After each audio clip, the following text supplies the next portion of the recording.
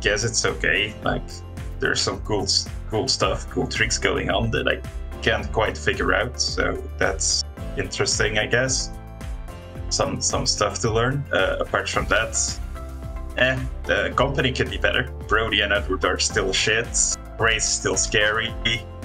There's some guy following us that, like, I can't seem to remember the name of. So that's, like, a little bit weird. Alice is just Alice. I mean, I've been here before. It's been a while, but it's good, like, being back, I suppose, even though it's been, like, a really, really long time since I've been here. Like, I came here with my parents, and then I left without my parents, and then I was alone for years and years and years. And then now I'm back here with this couple of...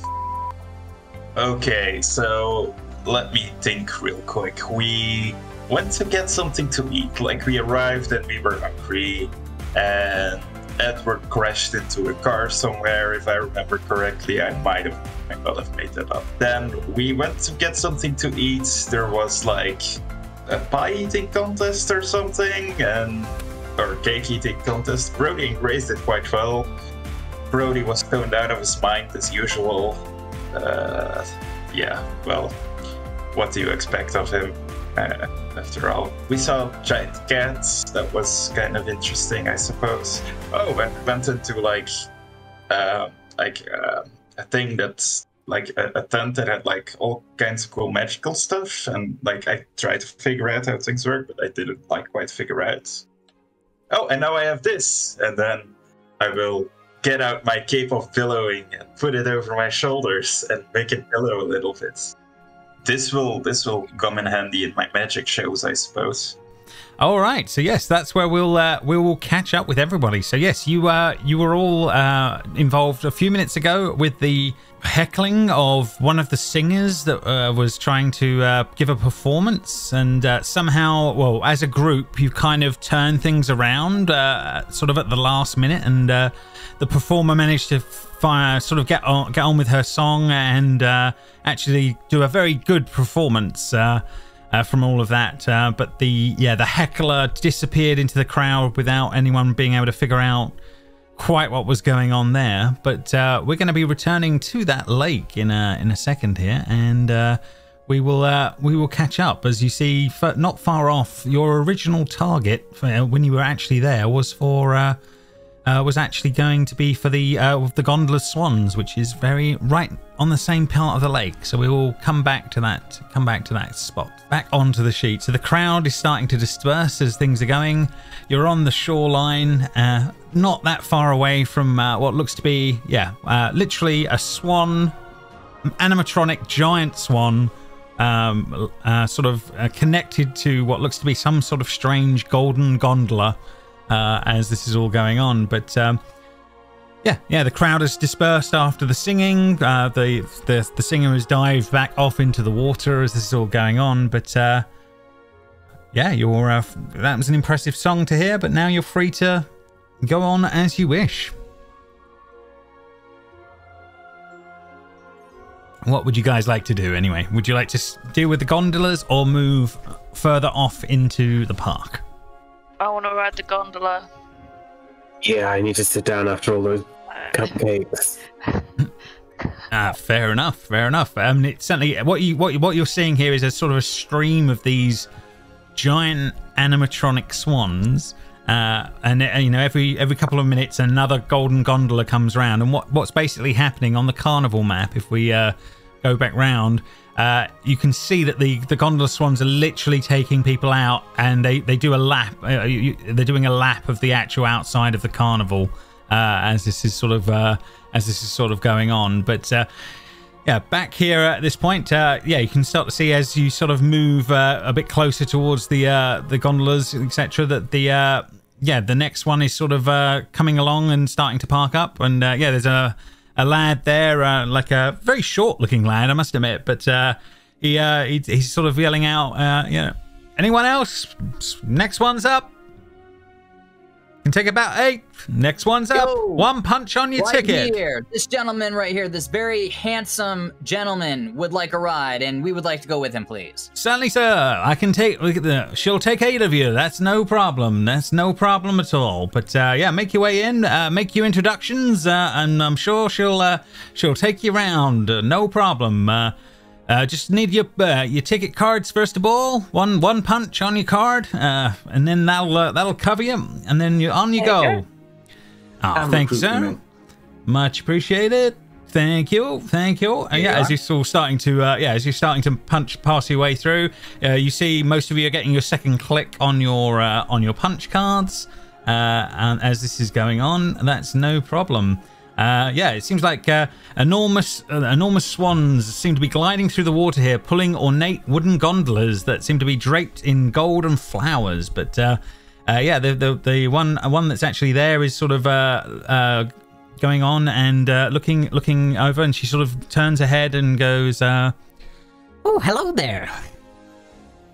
Oh, welcome aboard. Nice to see you all. Obviously, I'll be taking you out in a few moments. Any questions? Anything you need?" Brody looks at the lollipop and then looks at the swan and then looks back at the lollipop and then shrugs and just puts the lollipop back in his mouth. So Fair enough. We were told to introduce ourselves. Hi, my name is Brody. Hi there. Hi, Featherin here. And yeah, nice to meet you. Nice to meet you all. Yeah, I'll be taking you on the trip round. Yeah, it's about sort of 45 minutes. Nice slow pace. Unless you want me to go a bit faster, I can go a bit quicker if needed. But yeah, we can have a nice chat on the way round, and well, you can enjoy the view and sort of catch an idea of the whole place all round, if you get what that means. But yeah, all aboard when you're ready, and yeah, I'm assuming you've all had your cards punched. Yes, we have. Okay, good. Well, if you're all ready to go, just brace yourself for a moment. We'll be pulling away. And yeah, so slowly the swan starts to ease it off away from the bank, and starts taking the gondola out onto the water with you all. So yes, you guys are starting to take the way out around the outside edge of the actual thing. It's quite a nice peaceful journey as this is all going on, but you realize relatively quickly that this swan is incredibly chatty, and if you let it, will talk to you about absolutely anything and everything as this is all going on that front. And she says, so yeah, what do you think so far? What rides have you been on? You enjoying your time? I think this is our first ride. No, we went on the. Yeah, you went on the merry-go-round. You have been on the carousel, yeah, and you have obviously been to the pie eating contest, but yeah, they're the only 2 you've done so far. But yeah, it's basically asking you, yeah, what you're thinking so far on that front. But have you been on many of the rides yet? I mean, I think this one's the best, but I'm a little biased. Which is your second favorite? Oh, that's a good one. I like the teapot ride. I think that's pretty cool. Oh, they don't let me go on that one. That's a bit, I think that's a little bit sort of speciesist, if you ask me. But, you know, it's one of those things. I agree. They should be more accommodating. Yeah, they should, shouldn't they? I'm gonna have a word with them. Oh yeah, no, dude. Yeah, the little green guys that run that one. You just realised that this thing's a little bit racist itself. But yeah, the little green guys that run that. Yeah, they can be a bit offish. Yeah, I mean, yeah, maybe you should say they need to be a bit better with other species, shall we say? But yeah, no, I mean, there's been loads going on this year down here. I mean, I can't deny it. I mean, are you guys going to the big top at half the 4 hour mark? That's hell of a show as well. That's pretty good. You should see Mr. Light and Mr. Witch when you're there. Yeah, there's just loads going on. I mean, yeah, anything you want to know, just ask. Otherwise, don't mind me. Just enjoy the view. And yeah, she goes quiet for all of about 10 seconds before she'll start barraging you with with anything else. Very nicely natured, but is definitely definitely of the talkative type, if that makes sense. But is there anything you guys would be asking or trying to find out in this period with her, I suppose, will be the question I'm after. Or are you enjoying the view? Edward looks very obviously uncomfortable and makes a big amount of effort to not make eye contact with the giant bird. It's constantly looking around. Yeah, like is looking at everything else apart from the bird. Fair enough. So let's see. Can you make a performance check to see if you're going unnoticed by that you are trying to be deliberately hiding from this? Let's say. 19, so yeah, pretty good. As a sort of like clearly not the bird is not noticing on any of that front, and says so yeah, I think later on they're going to be doing a few more of the couples, right? Are any of you couples? Edward and Brody are pretty close. I mean, we're a couple of best friends. Oh, wow. You can always get the detour down the love tunnel if you wish. That's always an option later on, but yeah. I don't want to. I'm fine. No one's forcing anyone. No one's forcing anyone. Don't worry about that on that front. I mean, correct. I'm in charge of this ride. We're going down that love tunnel. That's the spirit. I will say that Edward, out of the entire carnival here, he wanted to. This was his choice. This was his first choice. Wow. Well, yeah, a man clearly of taste. But no, I mean the love tunnel thing. I must admit, I'm kind of a little bit dubious about going back down there. I mean, it didn't quite work for Candlefoot, the poor bugger. Oof. Dear, oh dear. Oh, one of the hands here literally tried to. Have you seen any of the music performances yet from the Palasha? She does gorgeous singing. Yeah. Yes. Yeah. Ah, yeah. Well, Candlefoot, anyway, he is very into. Even was asking to. He was trying to declare his love to her, and literally lost his voice the moment he tried. Unbelievable. I mean, she was so upset when he wouldn't speak to her after that. Absolutely top-notch sort of thing at the moment round here. Everybody's trying to avoid the weird situation going on. But yeah, it is an odd one. Definitely. So you like her singing then? Oh, I think everybody does. I mean, there's got to be a magical quality to it, isn't there?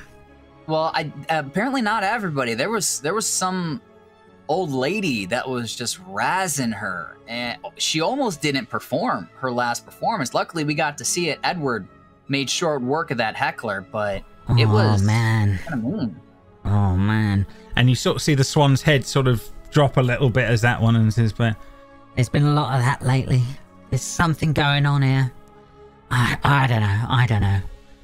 I was talking with Burley the other day, and he was saying that there's some weird stuff going on around here. I mean, what with the strange sort of hecklers that have been following this lately, and then the whole thing of what's going on with his brother and stuff. Well bizarre. But yeah, I don't know what it is, but yeah, it seems like people are trying to ruin the mood of the place. But I don't know. You got to try and keep your spirits up, though, eh? Yeah. Yeah. Well, like I said, Edward is ever, the Good Samaritan. Just put a stop to that right quick. Oh, fair enough. Yeah, can you guys make a persuasion check to see if you can keep this swan upbeat for the trip? I won't, because I'll make no effort to do so. Fair enough. I also won't, because I don't think I'd talk. Okay. Do we get advantage because we're all talking, or no? I think you can have advantage between this group of you. I think Grace falls asleep into a food coma and is just snoring throughout the rest of the journey. Alice is too enamored about what's going on. She's not picking up on anything on that one. About 2/3 through the trip, through this, the swan sort of seems to quieten down and is sort of like the head sort of lowers as it's thinking about other things as this going on, and yeah, slowly but surely you're starting to come back round to the to the start back of the trip, if that makes sense, as this is all going on. It says, okay, so I'll be dropping you off in a mo. Just take it steady and yeah, just be careful out there. Then seems like there's some odd things going on out there in the park. You have a good one. Well, now, did we make you sad? I can help with that if you want. I have some gummies. They're fantastic. Do you like that? What? Yeah, it's sort of. The head sort of tilts up and looks around and is sort of like, I'm partake of something. What are you offering? You could look at Brody like this is I have all sorts now. I have some more lollipops, but you don't have lips, so I don't know if they would work for you. No, not quite my. I do have gummies. Oh, you know what? They might not even be gummy bears. Hang on. He reaches inside his little fanny pack, and he pulls out a couple of gummy worms, and he goes, "Perfect." It's a robot. Yeah, and it's gonna be like, that's gonna come up the works. Oh, it looks interesting. It's worm shaped. So that, is it tasty? I mean, honestly, there's a little bit of a weird aftertaste. Not gonna lie, but it's what happens after you eat them. Trust me. If you're in a foul mood, no pun intended, these will help. Ah, interesting. Go on in. I hold 3 of the gummies out flat on my hand. James, this is some of my drug paraphernalia. I'm with it. Yep. And I hold it out and I see if the bird wants to eat it. Make an animal handling check. Let's see. Okay. Let's see how that's gonna go. Robot handling. Yeah, for an animatronic, an animatronic thing. Yes. Oh, on that one. Oh, so yeah, it's kind of like. No. It's I don't know. It seems a bit multicolored for me. No, it's fine. It's fine. These are fake creatures, right? Why don't you just tell them the drugs? But yeah, so yeah, slowly but surely you come back round to the beginning of the gondola on that front, and that will bring us back to the start as you start to take your way off onto the carnival map. Bear with me 2 seconds. Got to change a couple of bits. 1 sec.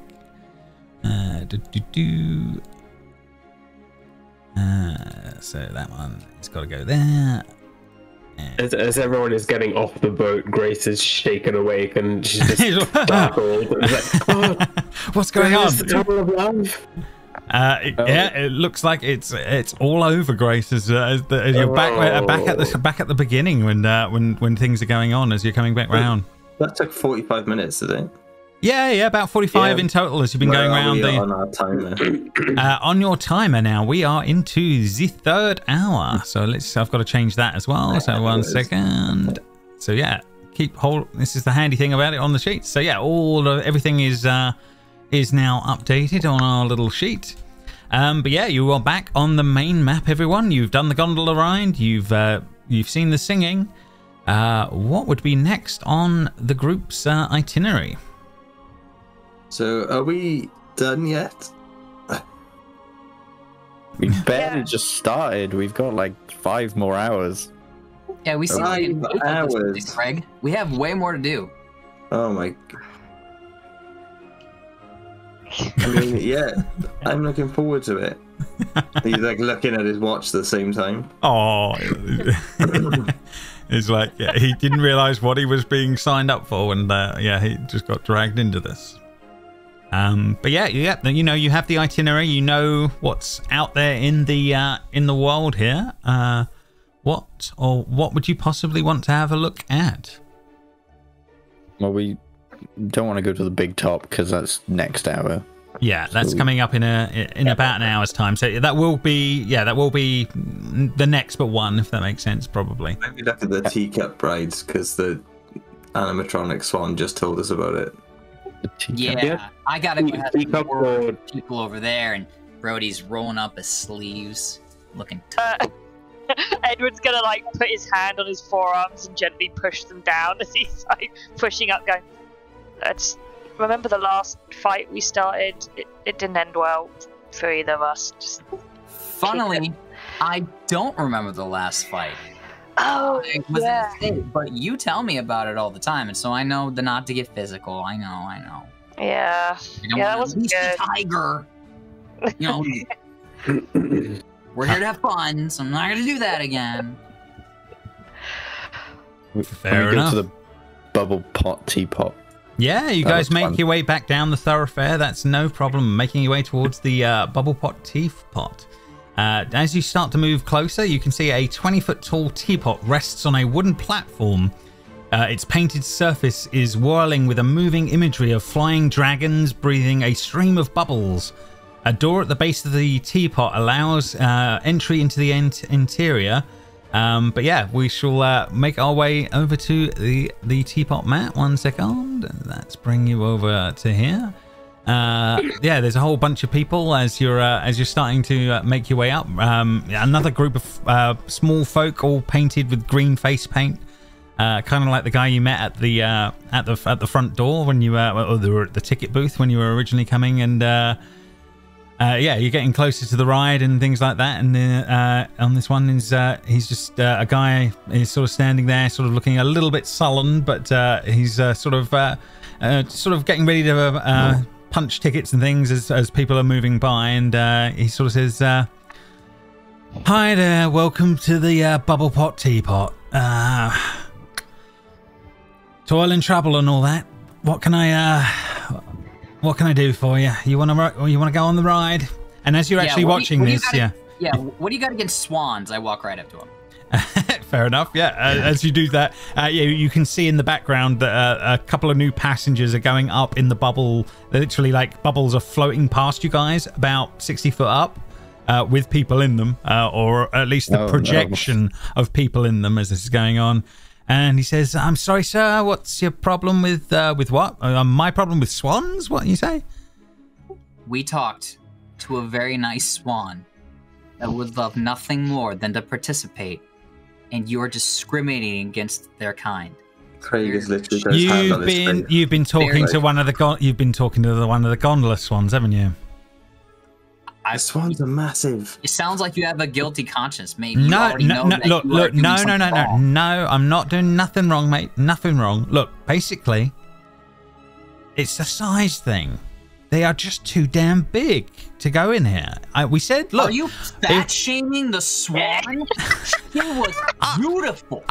Craig's gonna walk off. I'm not denying. I'm I'm not denying that they're not beautiful, but I mean, but they are just too big. I mean, literally, I think one of them snuck in here once. I wasn't around for this, but I heard one snuck in, and I heard the neck was sticking out of the teapot for almost 24 hours. I mean, it was scary stuff. I mean, don't get me wrong, they're beautiful, but they're not built for this. They're not built for this. It's a safety thing, is what you're saying.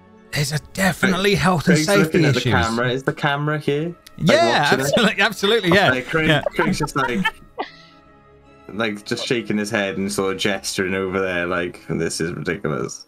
It's like, I'm sorry that I came at you so fire and lightning. I almost unleashed the tiger. I didn't want to do it. I just got mad on behalf of my friend, the Swan Lady.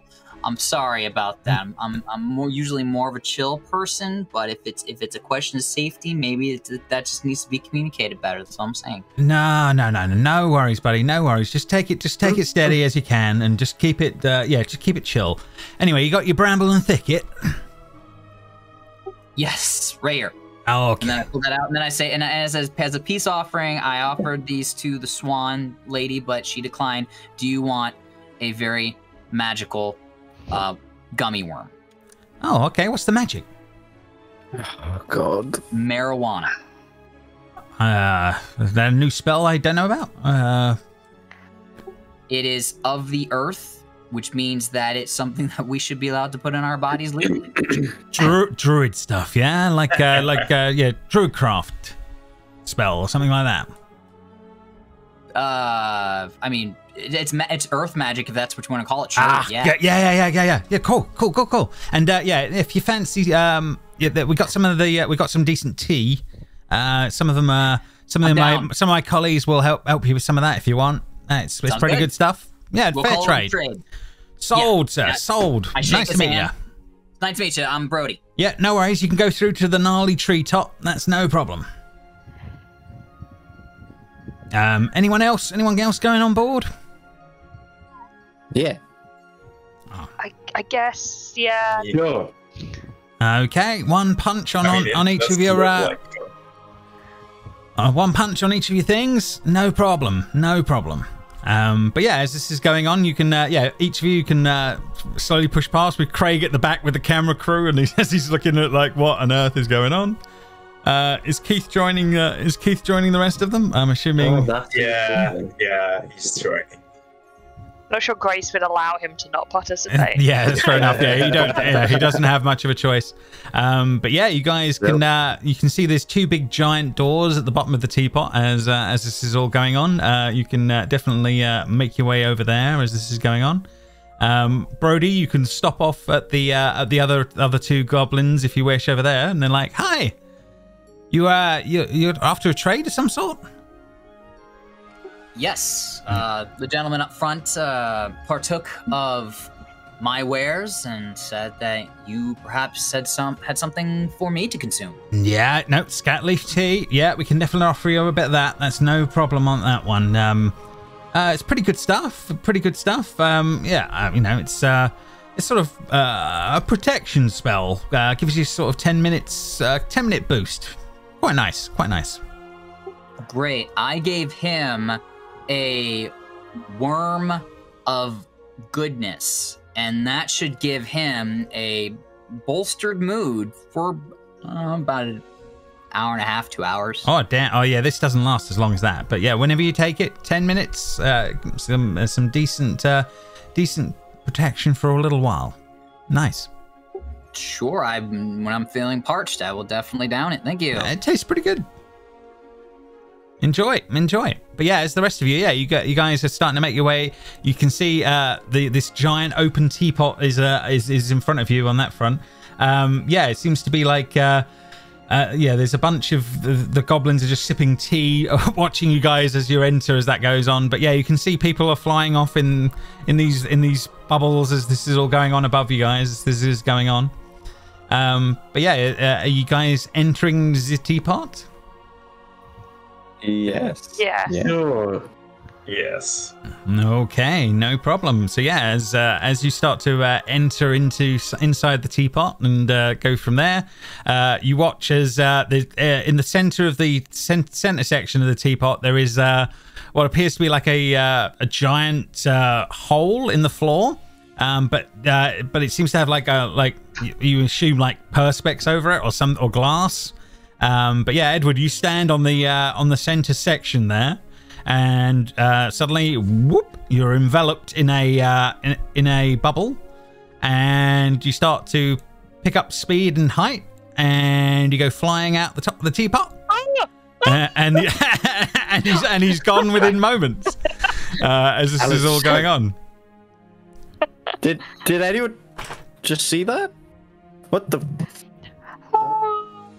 Edward just make a dexterity check, Edward. Let's see if you can right yourself in the bubble, or are you just all over the shop?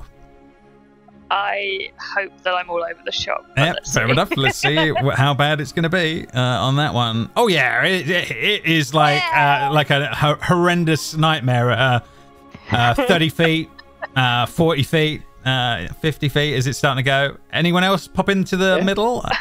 he just stood on this and turned into a bubble, and then she'll stand on it just lightly and see what happened. Whoop. Bubble pops around you, and then you're thrown out. You're thrown out the top of the teapot as fast as the same. Alex can make a dexterity check as well. See how she's going to do.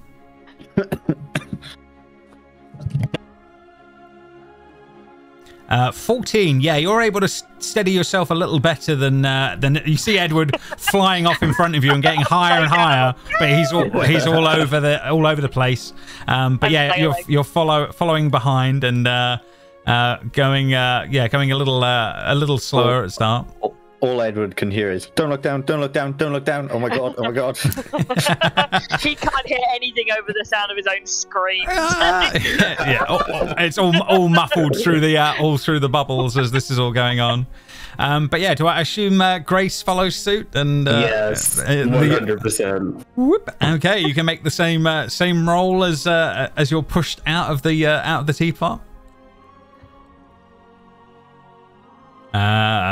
13, not bad. So yeah, you're able to maintain, but yeah, the panic may be rising as you're gaining in height. It's just manic laughter. Nice. No, that's all good. Yeah, whatever she's feel. Keith, they've all just been ejected out in front of you as this has been going on. Like, so deep sigh, and then he'll like run forwards into like a half sprint, and then just dive into the middle. Instantly, the bubble forms, and you're thrown out. Again, make the check and see how you're doing. 6.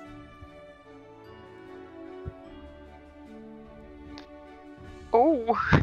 21, oh, wow. Keith. Yeah, you're like surfer dude as you're doing this inside this bubble. Yeah. So you might think that, but like he has perfect control over his bubble, but like his face is like completely like deadpan. Like he may be enjoying it on the inside, but we'll never know. Yeah, as the camera. It's okay. This is fine. I'm floating. This is fun. And then out of Keith, he has perfect balance because his bubble is a cube. It's the squarest bubble you have ever seen as that's going on. So Brody and Craig, which one of you guys is next on the list? Craig's gonna see this happen, and he's just gonna nope. I'll just go over here and watch them float all about the place. Like, not for me. Thank you. Fair enough. Yeah. Brody gets ready to pop in after his drug deal, apparently, and sees Craig off to the side and says, "Come on, I don't know how to sign. Let's go. Can you read my lips? Let's go. We gotta go in there." Craig sighs and he points at them floating in the air. I'm like, that's not for me. Oh. But Grace... That looks horrendously dangerous. Grace said that it is for you, though. It's for everyone. And if Grace finds out that you didn't go, you're gonna be in trouble. And you don't want to make Grace mad, especially when we're on an outing that she essentially planned. Now Craig's weighing up, like, am I going to draw attention to myself by not doing this? Grace maybe kill me. Yeah. You start seeing this one around here, and it's like, yeah, you don't want to be going on that. That would be crazy. I mean, I suppose if you're a coward human. This one's sort of like laughing to his bubble. Yeah, this is Dick Goblin on this one. As this is going on. Dick Goblin. On that one. Fine. You're good. I'm like rubbing your shoulders as you go into your. Yeah. So as Brody's rubbing your shoulders as you're going into the bubble, you two are accidentally in the same bubble as you get thrown up. Romantic. That's so romantic. As you're thrown up, I need dexterity saves from both of you. Dex saves from both of you. See how you're doing, and I'm going to say it's disadvantage because there's the two of you, but we'll see how bad it is. Yeah. Okay, so faces and hands in faces. It's a tumbling mess as you guys come out of the into the the bubble right at that top, and you're floating up, and things are going on. Just to note, this is why I didn't want to do this. Brody is laughing at how silly this is, while Craig is probably really frustrated. And then Brody says, "I wonder if your sword can pop this. You should probably be careful." Oh my gosh! Like he holds the sword up even further, like it is in a holster, but yeah, you just suddenly realise, oh my god, yeah, if it points out too far, could it actually pop the thing? Meanwhile, yeah, Edward, you're getting higher and higher above the park as this is all going on. I think 60 feet, 70 feet. Yeah, hell of a view as this is starting to go on. You're starting to pick up and see more and more of the park as this is all going. Sorry, that's the wrong one. That'll be the wrong one. Where's the main park? Here we are. So yeah, you're seeing more and more of the park as you're flying over. You can see some of the other rides going on, and the roller coaster is moving around as this is all going on. And about a minute later, you suddenly pop, and the bubble you're in disappears, and you are falling. Oh, yeah. As this is going on, and then as the others behind you, moments later, the same thing happens, and each of the bubbles starts to pop, and yeah, you're falling at full speed for the first few moments, and then Edward, about 10 feet off the ground, and you start to float. Like you saved from death in the at the absolute last moment as something kicks in, but that you couldn't see, but. But yeah, you guys screaming even as soon as before she even hits the ground. She's like, "Oh!" Yeah, looking, and then you just float down that last few feet and land as this is going on. And you see another couple of people that are going to the thing. They look like stunned at it. Like, I didn't even see where the air cushion was, and how are they pulling it off? And they just start. They're sort of like. Really wondering what's going on as this is all going on. But yeah, you guys you're safely across the ride, but you had a lovely view of the carnival for a moment, but it seems like whatever goes on here, you seem to land safely after the fact. Edward is in an all fours position, just staring at the ground, like going I'm never leaving the ground again. The ground is everything. And he just lies face down on the ground. And he's just coming to terms. Terrifying. What? Thank you for your patronage. I hope you enjoyed the trip. No. I hope you enjoy your trip. You get your finger guns. You're like, nice. But yeah, he's like, oh, you're hanging here around here for you can get out now. You've done this bit. Yeah, okay. Unless you want me to take another punch on the ride. Do you want another ride? No. Are you sure? No. Okay. Well, we'll see you next time. Enjoy.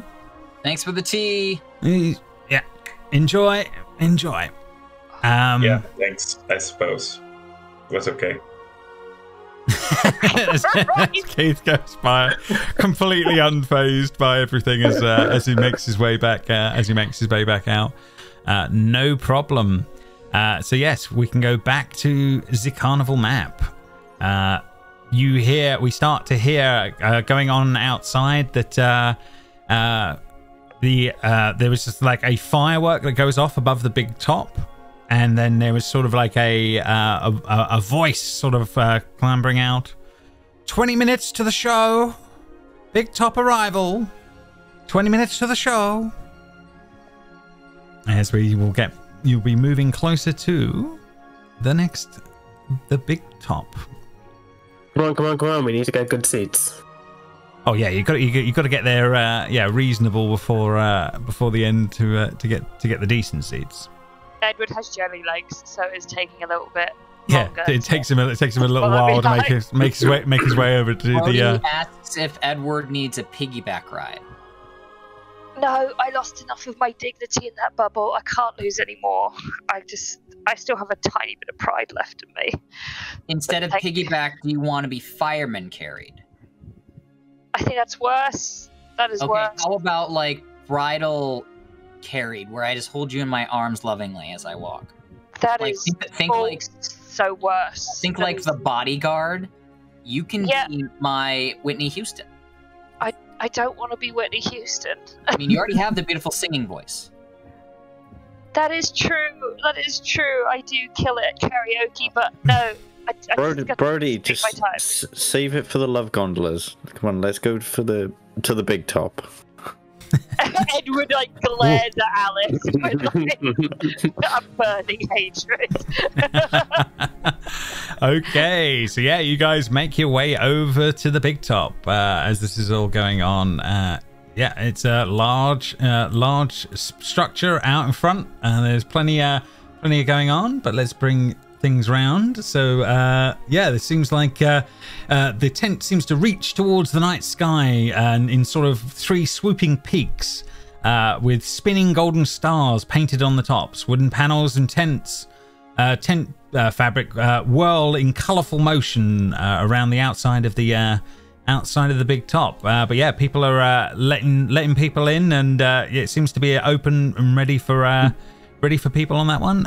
Let's see if I can give you the door. 1 second. There you go. And yeah, you guys can make your way in.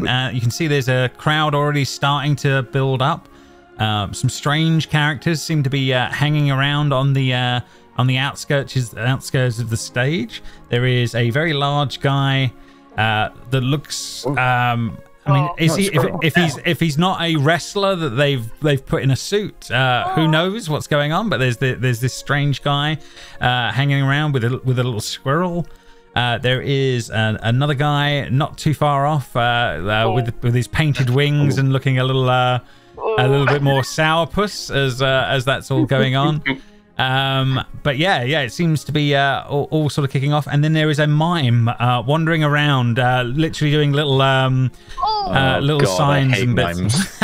It got worse as that you introduced them. As this is all going on, but yeah, it seems to be a few bits and bobs as this is going on. But yeah, you guys settle down. You find yourselves a spot.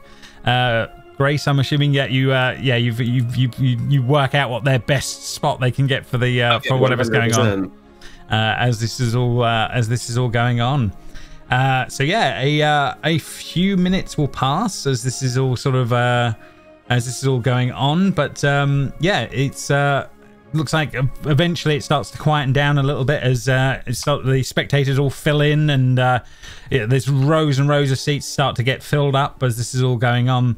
But then eventually, yeah, the lights sort of dim within the big top, and then suddenly a light sort of appears, illuminating, coming from sort of floating down from a perch above is this guy. And basically he is he's wearing like a dazzling suit of like diamond paned mirrors and a pair of beautiful butterfly wings that is topped with a spinning vane at the top. And he basically goes, "Welcome one and all to this evening's extravaganza.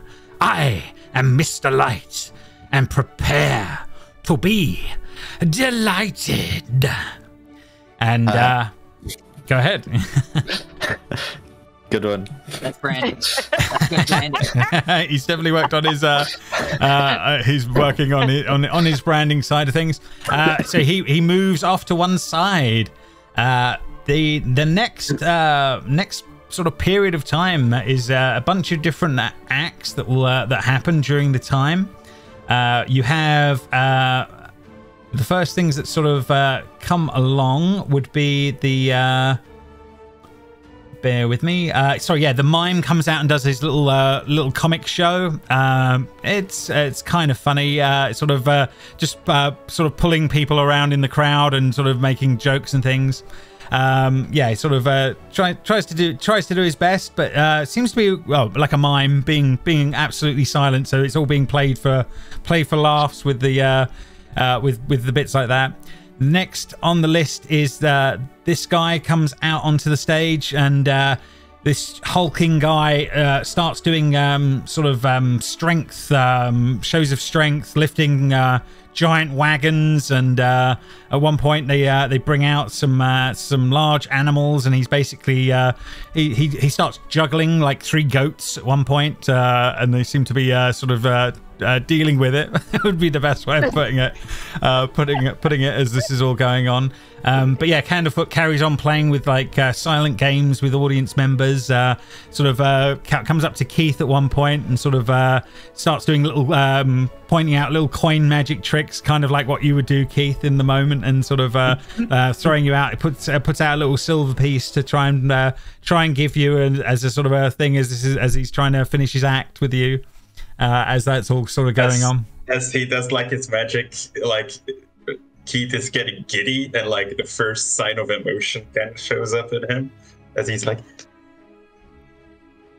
just really excited. Absolutely, no problem. So yeah, this is all goes well as this is going on. There is at one point in the middle of the show, and he said, Mr. Light comes back out. Well, I hope everybody is enjoying the festivities and enjoying the pleasures of this place. We do, as always, visiting new places every time. We always do like to say, if there are any locals that wish to perform or show us anything that would in this crowd that might delight, by all means, there is a slot here. Is anyone interested in performing at all? And yeah, so there's a sort of a moment that it goes around the crowd as this is going on to see if anyone is interested in performing in a bit in the at the thing. Yeah. Alice is quietly going, Keith. Keith. Except you start doing it quietly, Brody starts doing it loudly. Keith, this guy right here, he can do magic. He made a coin appear in some person's ear earlier tonight. This guy right here, the one with the bags under his eyes. Well. I pick up his hand and I raise it and I start waving his own hand. You can see Grace already got like one leg over the banister to like jump into the thing and then slowly sits back down. Oh dear, is this all going on?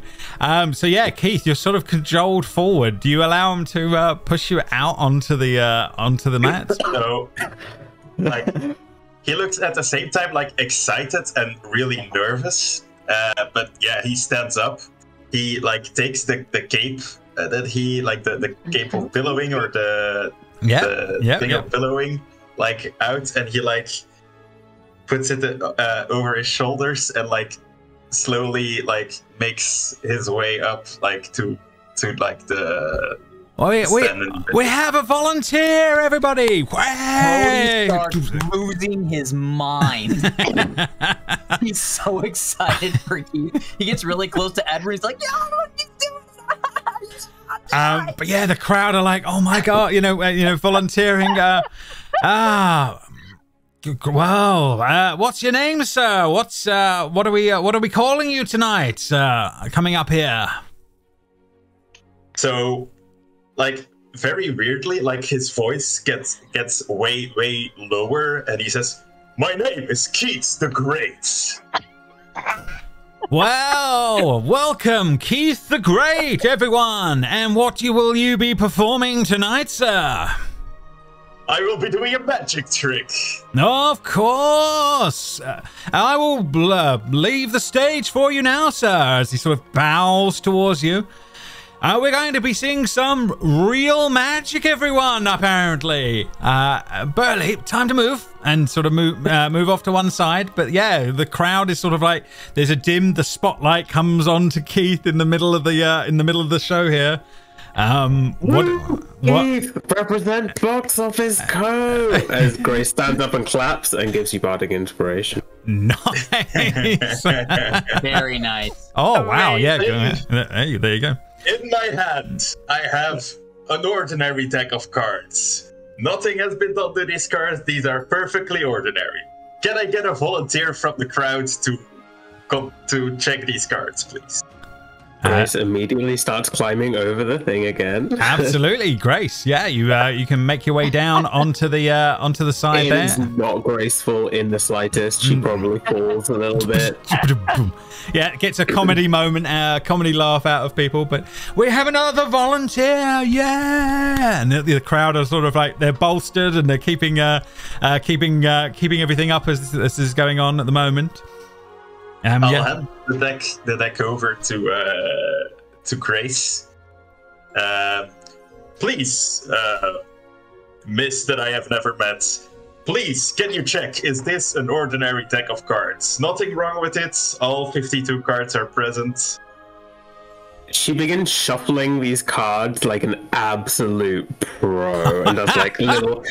and flicks them around and like inspects them and then hands them back and just nods at the audience. There's a hush over the top. Yeah, there's a hush moment on that as they're all taking it in. Very well, you know how to handle a deck of cards. I enjoy seeing that, and I'll take it back from her, give my own few guts in the deck. And then I'll like fan it open. Please, miss, pick a card, any card. Grace will pick a card. Do not show it to me. Show it to the audience. Do not show it to me. I will turn my back. Fair enough. Remember this card because this is very, very important. The moment Keith's back turns, somehow, Grace, the card in front of you triples in size. And then you're like, whoa, and then you're grabbing hold of it, and you're having to show it round as this is going on, and then it shrinks back down. The crowd just start going nuts already, like yeah. Alistair's kind of really confused. Like, is Keith pulling this off? You can make a perception. You can make a perception check, Alice, as that's going on.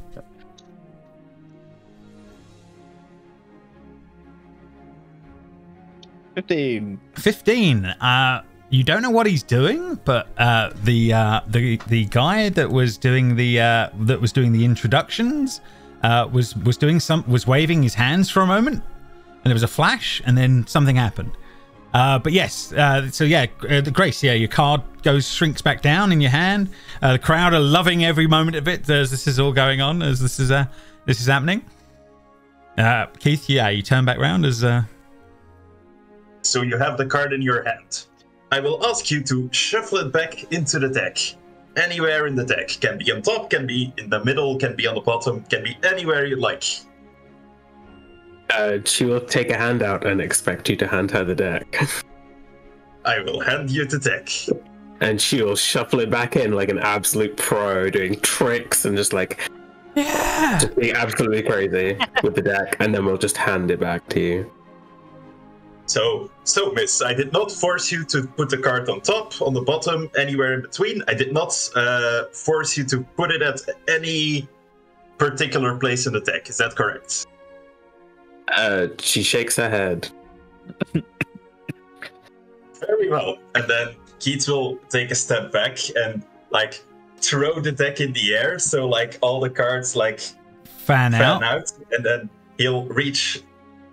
one hand up and like pick a random card out of the air. Okay, now this is where you got to make the performance check to see how well he pulls off his trick. This will be the wrong card, by the way. This is a double thing. It's a double thing. So, well, fair enough. Make the performance for the first step. That makes sense.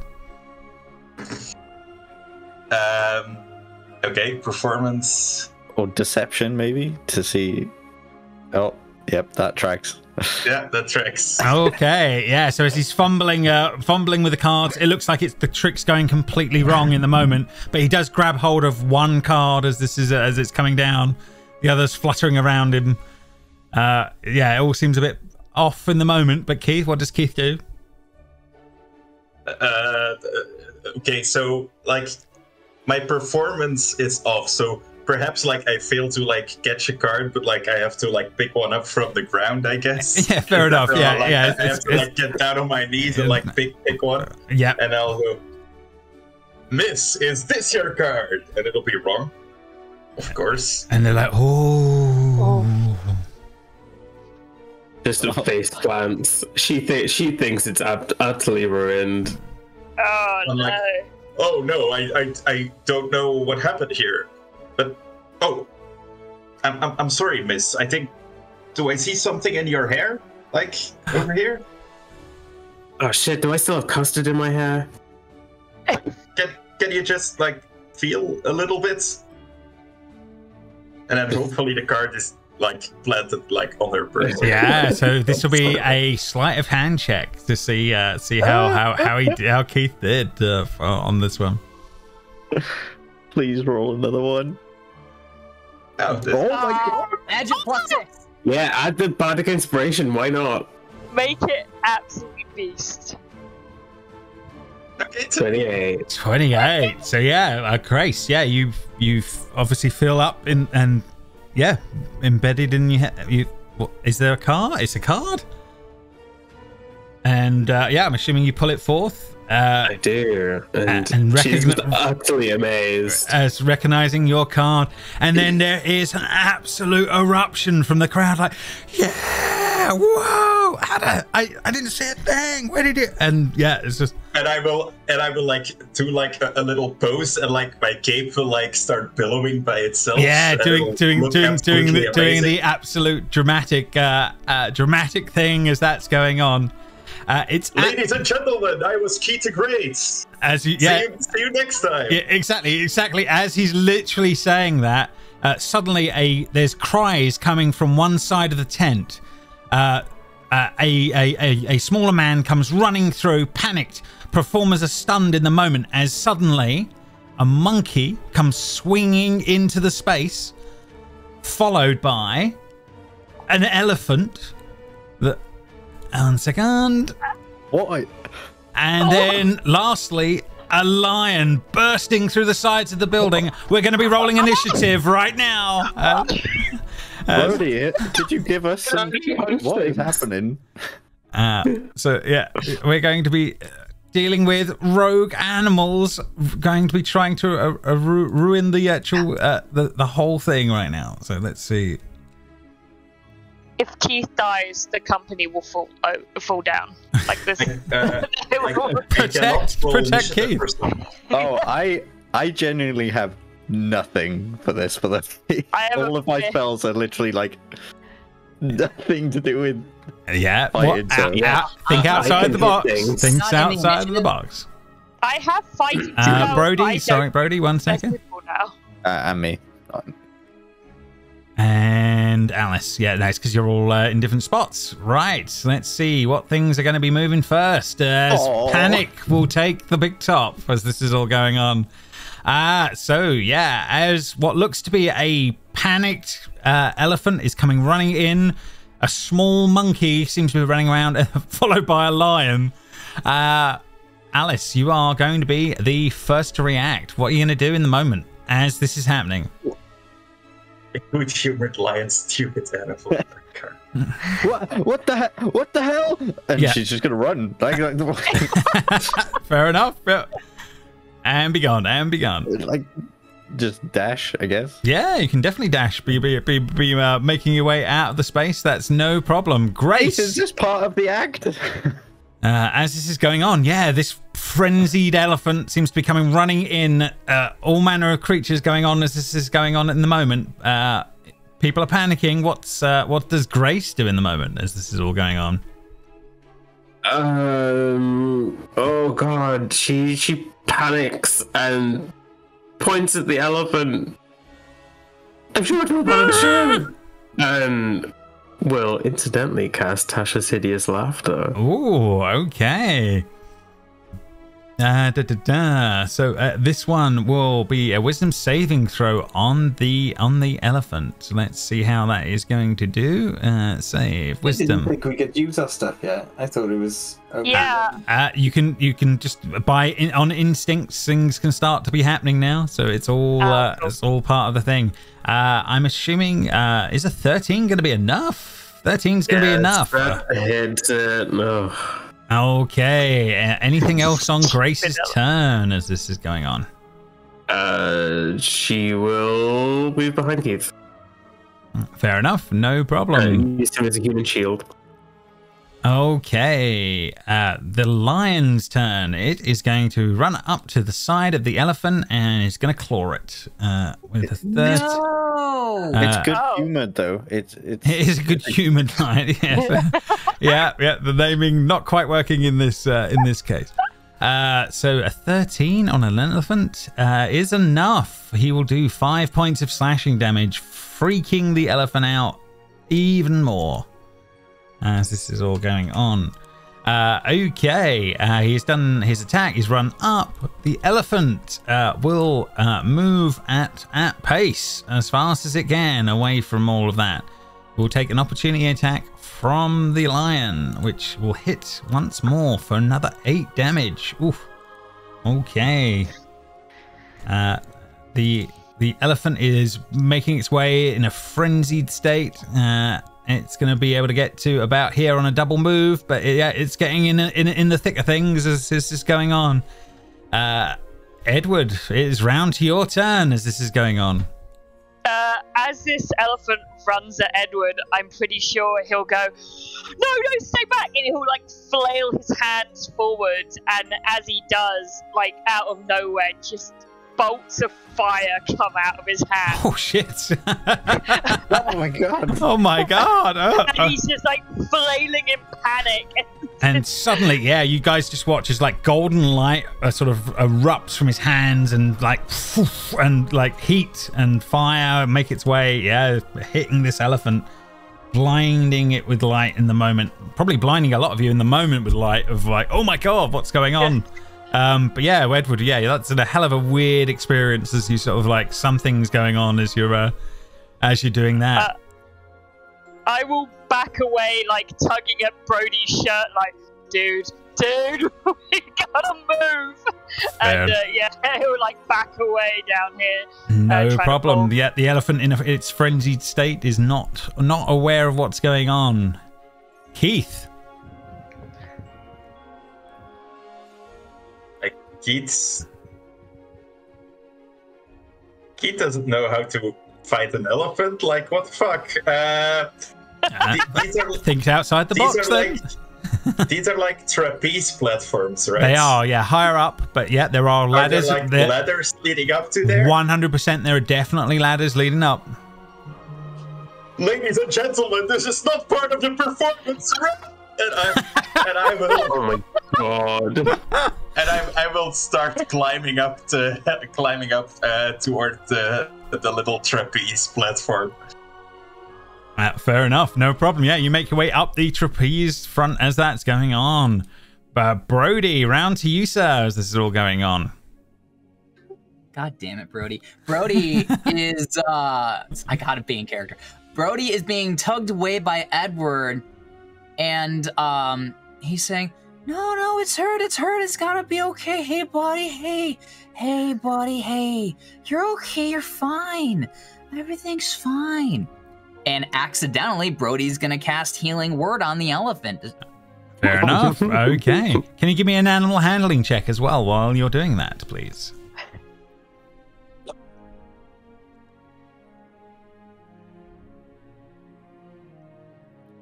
So it's going to take the healing. That is all true. And then just an animal handling for me. Let's see how he's going to be doing. Okay, a 12. It is less panicked. It is still up there in the moment, but it is definitely still going right now.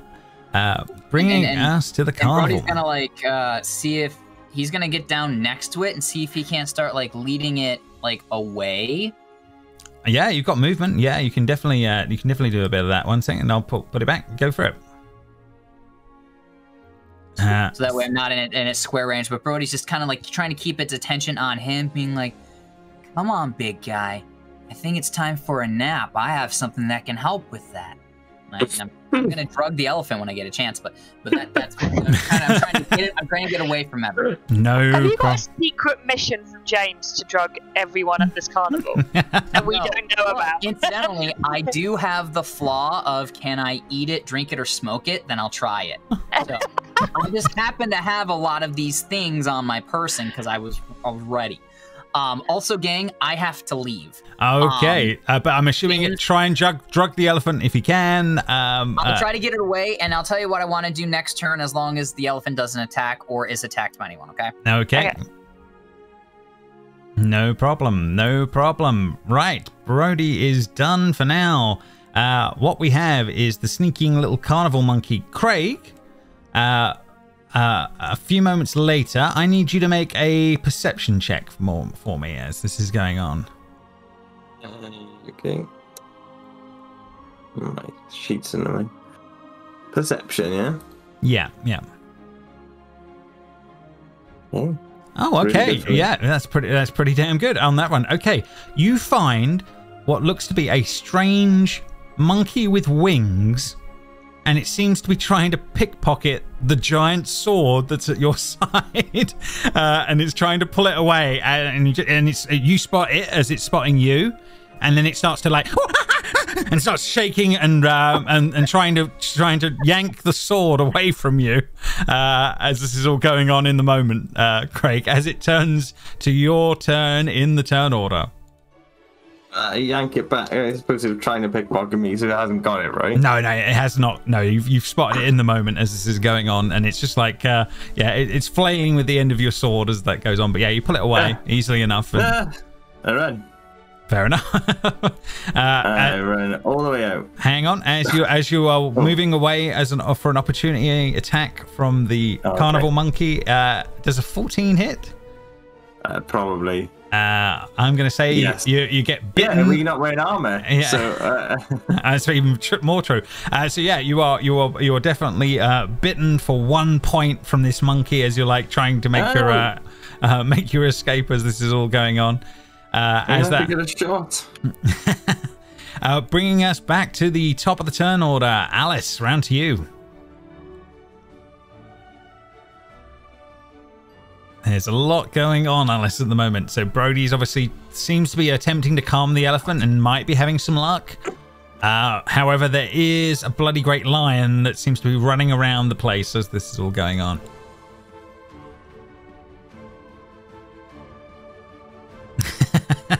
Joe has like, what do I do with this? Yeah. I can't hear you, mate. You're muted, I think. Sorry. All of my stuff is...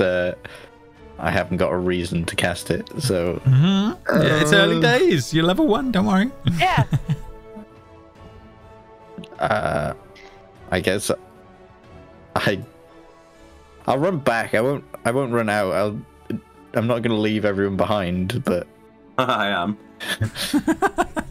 Guys, okay, get it. I'm sorry. I just gave you marching orders, and now I'm leaving, gang. Bye. No problem. Yeah, thank you, bro. Bye. Bye. Guys, get out of there! What are you doing? It's a lion. as Keith is like climbing the ropes, and but yeah, Brody's like leading this elephant around in the moment. But yeah, you can you sort of yelling out, but not much more. By the sounds of it, Grace, I suppose it will come round to your turn in the turn order as this is all going on. Brody seems to be having a moment here with this elephant. What are you doing at the moment? Well, her human shield has started climbing. He has 100% started climbing up into the rafters. Try and climb up the other side. Oh, okay. diving up the stairs. No, or the up the ladders. Easily done. Yeah, start double moving. Do I get to the top? You're certainly, I would say, yeah, pretty much. You're going quick, but yeah, you're probably, yeah, they're not for the lowest rung. There's probably about 3 or 4 rungs, but the lowest rung of step, platforms, you probably can get to the lowest of the bunch. Okay, I will hold my actions to throw my pen at the lion should it get within range. Okay, fair enough. No problem. You can definitely do a bit of that. So your calligraphy supplies are there. Bringing us to the lion's turn as it comes bounding into the middle of the thing. Fear grips everybody as it starts to make its way over into the center of the space. Your pen attack will trigger here, Grace, as this is all going on. It's bright pink and fluffy, so I'm hoping it distracts it for at least a second. Fair enough. As this is all going on. 6. It got hit with like the fluffy bit rather than like the plastic head. It lands off to one side of the lion. The lion is looking down. It's in confusion, but it has had to double move to get what it's doing in the moment here. The elephant is placated but fearful right now, so it will be moving with Brody but trying to get away from the lion. Hopefully, they're probably dragging Brody in the moment as this is all going on. As this is all happening, this guy will come running over in front of you guys here, and there is a swish and flick, and the lion in the moment will turn into, what would he pick? I'm going to say he's going to pick a peacock, and suddenly the lion in front of you all is a giant peacock. In that moment, the crowd will erupt in like this is all part of some sort of an act in the moment, and like, oh my god, that was amazing, yeah! As this suddenly this tense moment seems to like instantly drop as they're playing it off as some sort of an act, as Grace and Keith are like looking down from above as this is going on, as Mr. Light bends down to pick up the pen with a flourish, and there's just like wails of applause as this like, yeah, Keith, Mr. Light, whoa! As this is all going on, and he says, "Thank you, everyone. Thank you. I'm a little bit hectic there in the moment, but we thought we would play with the game. But anyway, we'll have a break for a little while. We'll come back, obviously, for the grand events at the end. No panics, everyone. Just take your moments, and we'll be back on track a little later on. But thank you for coming to the main events." And yeah, the crowd start going. He seems to storm off. Would be the best way of putting it, as fast as he can. Yeah, you guys are kind of left dealing with this as some of the mimes and that are picking up a peacock that seems really pissed off as they start to grab this thing and pull it out of the space. Brody is dealing with the elephant as this is all going on. But yeah, in the moment this whole thing seems to calm down as things are held. But yeah, as you guys sort of make your way down, this guy starts making his way over, and he sort of comes over to you, Keith and Grace, and says, you guys okay up there? Thanks for helping out a little bit. Sorry things got a little out of hand." As the crowds are starting to like calm down and start to move away, as you can come down, it should be fine. It's okay. It wasn't the first time that my performances are interrupted by like a wild animal attack. It's completely okay.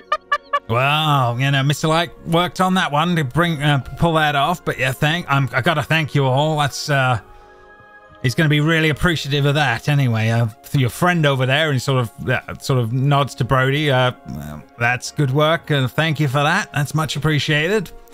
But yeah, he's sort of like.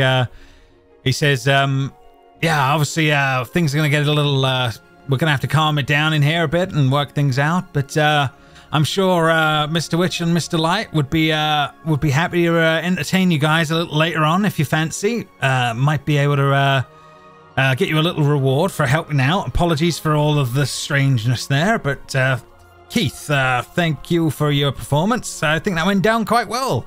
For one of the ones that, you know, from one of the Outworlders, that's quite well done. I mean, I do practice a lot in the little free time that I have. So. Wow, that shows. I mean, definitely well done. But yeah, like I said, yeah, thank you for keeping that all together in the end. That could have gotten a lot nastier, but that's not too bad. Come on, Bess. Let's start pulling you out of here. And she's sort of patting the elephant and trying to move it off a little bit. And he says, "But yeah, if you want, you can make your way over to the staff area a little later on. I can introduce you to the to Mr. Witch and Mr. Light. They'll be pleased to meet you all for all your efforts. Thank you for that. Come on, Bess." And he's sort of like patting her and slowly moving her off as this is all going on.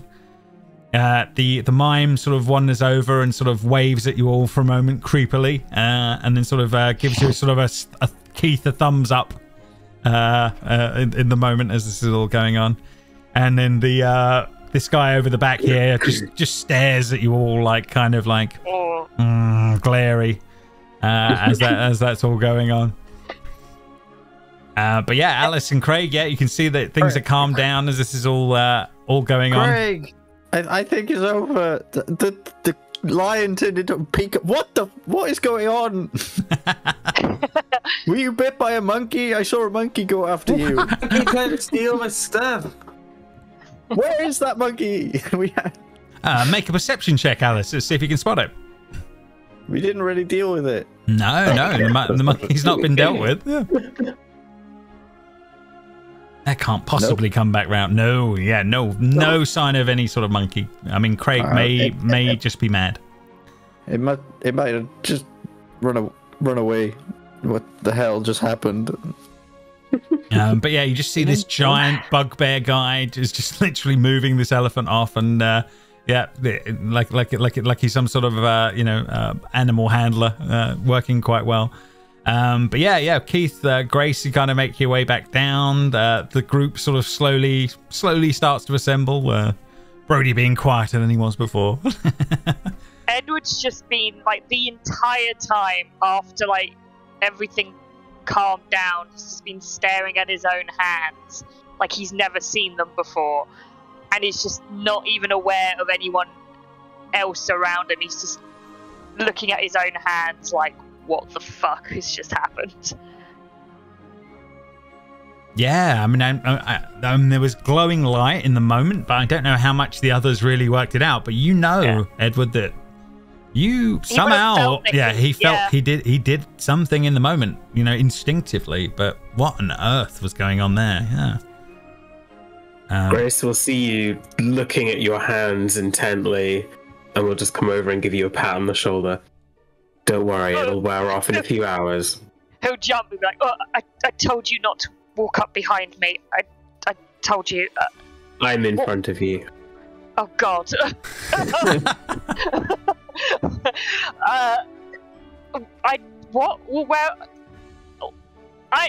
Nothing happened. Nothing happened. No, I don't know what would be wearing off because nothing happened. Nothing could have happened because that's ridiculous.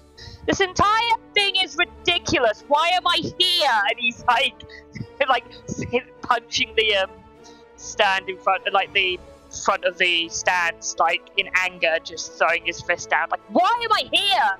This is so insane.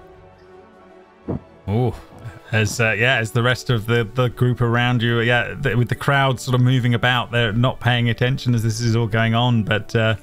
Your little group around you as this is all going on seems a little less, as that makes sense, as this is all going on. But yeah, Alice, you sort of make your way back over and you see, this is all going on in the moment as this is all going on. Craig, outside, you hear... I'm sitting on this stump. Yeah, you're sitting on this stump for a moment and you just hear augmentation complete. Ding. What? You just hear in your head. You just hear augmentation complete. Bing. Craig just looking around like, what? Yep. Nothing else in the moment as that's all going on. Can I inspect anything? I tell you what. Whilst I'm here, I'll look at the sword because I haven't. Yeah, fair enough. You can definitely have and the monkey just tried to steal it, so perhaps I should have a look at it whilst I'm waiting for the others to come out, because I'm not going back in there. Yeah, no worries. Yeah, make a perception check or an investigation check of it. They're both terrible, so don't worry. That makes sense. 15, yeah. I mean, there is some very strange writing on this thing, whatever that's about. You don't recognize the language, but there's lots of script written all over the damn thing. Yeah. Maybe that's graffiti, or is that actually script? You're not quite sure in the moment. It's still as gaudy as you ever thought. However, the only thing you will notice now is that the gem in the center of the hilt is now sort of like glowing as this is going on. It wasn't doing that before. He just thinks to himself, I wonder how much I can sell this for. Yeah. His Buster rainbow replica sword. What can he do? Yes. But yeah, so as this is all going on, then Edward's having his sort of moment here as I think there's like the office silence of the cameras just staring at the what's going to go down. Is someone going to acknowledge this as this moment is happening as everyone's looking around at each other? I'm sure Brody is trying to cuddle Edward. Trying to calm him down. Yeah, that is very valid. Don't worry, dude. It's okay, dude. It's all good. Well, we turned into a surfer. Yeah, could go into little two things like. He'd probably be offering you some sort of. Would you like some of his tea, or some sort of an edible at the moment? You need something to calm down, man. It's got to be done. Well, we can't hear you. I need to calm down. I need to get out of here. I have other things to do than hanging around with you people in this insane environment. Why am I even here? Why do I have to be here? And he's like glaring at Grace. I'm in charge of you. Why should I have to do what you say? Because I'm HR, bitch. Now sit down and enjoy yourself. You can see he's about to argue, and then he remembers he's utterly terrified of you, and so sits down, but he's still seething. You see she stiffens and looks like, if you don't, she will like full on just sit on you. You will be we broke Jess. But yeah, as this is going on, so yeah, Alice, you come wandering over to the group. Keith is his cloak, his cape billowing dramatically around him in the moment as this is all going on. But yeah, you are the talk of things. You have a few people come up to you, Keith, as this is going on, and it's all like, man, that was great. I mean, you do shows around here? Wow.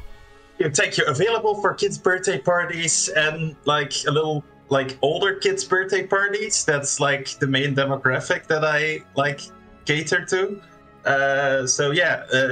Want to hire me? Like, I don't have like business cards, but like just look up Keith the Great. I'm the third search on Google. The first two are other people. Third search on Google. Just remember this. Okay, yeah, good, great. Yeah, Keith the Great. I got it. Yeah, well done. Woo! And it's sort of like wanders off back into the crowd as this is all going on. But yes, as you guys are looking around, you're all together apart from that other guy, but you can never remember that guy's name. It's all going on. I did say for him to follow us, but whether he comes is he's doing his own thing in the moment as that's going on. But yeah, it seems like things are quietening down in here as you guys can make your way back onto the Carnival map as this is all going on. I was just waiting outside. It was not like I was gone. No. Yeah, I mean, the minute they walk back out, they will be seeing you there. That's not a problem on that front. As he comes out, you see him sitting on the stump on the outside as you guys make your way back out into the into the Carnival map here. Bear with me. I have to make a couple of changes to things. 1 second, so we can go there. Boom, boom, boom. And another part of the time will pass. Okay. I don't remember it being this weird when I first came here. You were younger, but yeah, some of it seems familiar. Other bits seem a little bit more. Yeah, there seems to be a little bit more going on. But yeah, you guys, you know, you've been the big bugbear guy has said, by all means, come to the staff area later on, and he'll introduce you to management at some point if you want to. But you are free to wander around the park as things have calmed down once more as this is all going on. Pixie Kingdom, Hall of Illusions, Snail Racing. Yeah, you've got plenty more places you can go. Lots of choice. We should probably just carry on, right? Hall of Illusions? Just pretend like that never happened and just carry All on. illusions sound like magic. That seems like fun, right? Yeah, no worries. So as you guys are making your way towards the Hall of the Illusions, you pass this set here. These seem to be a bunch of magic stalls or stalls in some way. There seems to be two main things that seem to be going on. One stall seems to be doing like face paintings as part of like for one punch, and another set are doing like what look like glowing temporary tattoos. From another section, there's like they like the face paintings. They like painting lions, monkeys, butterflies, bats, different things. Lots of different choices. Or the tattoos, they seem to be doing different ones of in different colors that seem to be they're quite ornate and pretty, but they are there's someone that's literally like she seems like the blue-skinned woman you saw earlier that was doing the singing, but yeah, she seems to be like painting with like what must be some sort of a technology brush that's putting these fake tattoos on and things like that. But yeah, but they're both offering, a face painting or temporary tattoos. Anyone?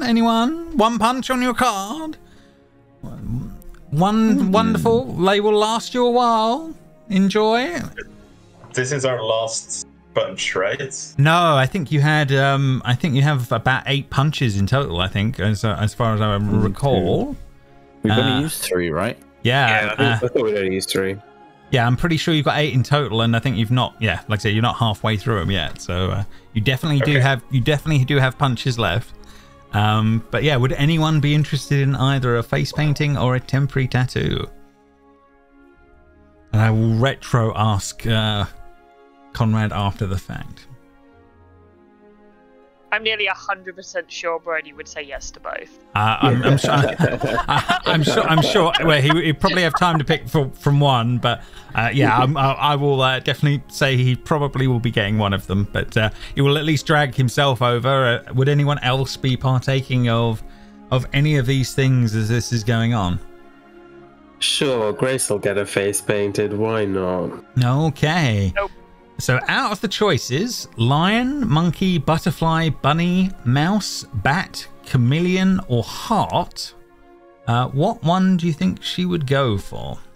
A giant heart. Okay, fair enough.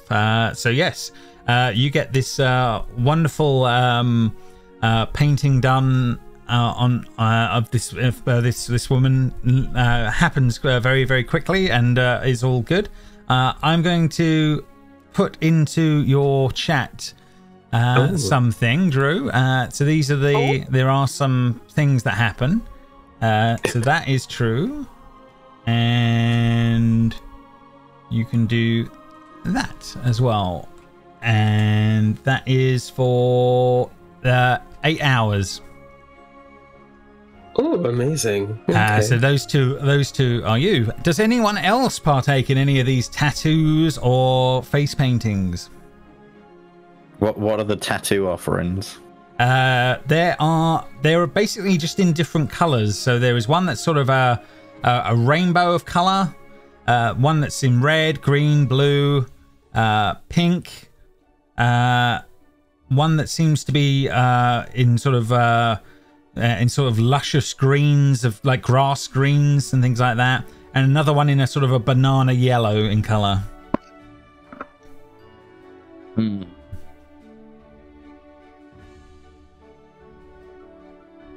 No. In fact, actually, I think I can. I'll make it easier for you. The actual shapes that they make, they've made a lovely sheet for. Give me 2 seconds. I will snip that and put it in the Discord for you all. That will help things along.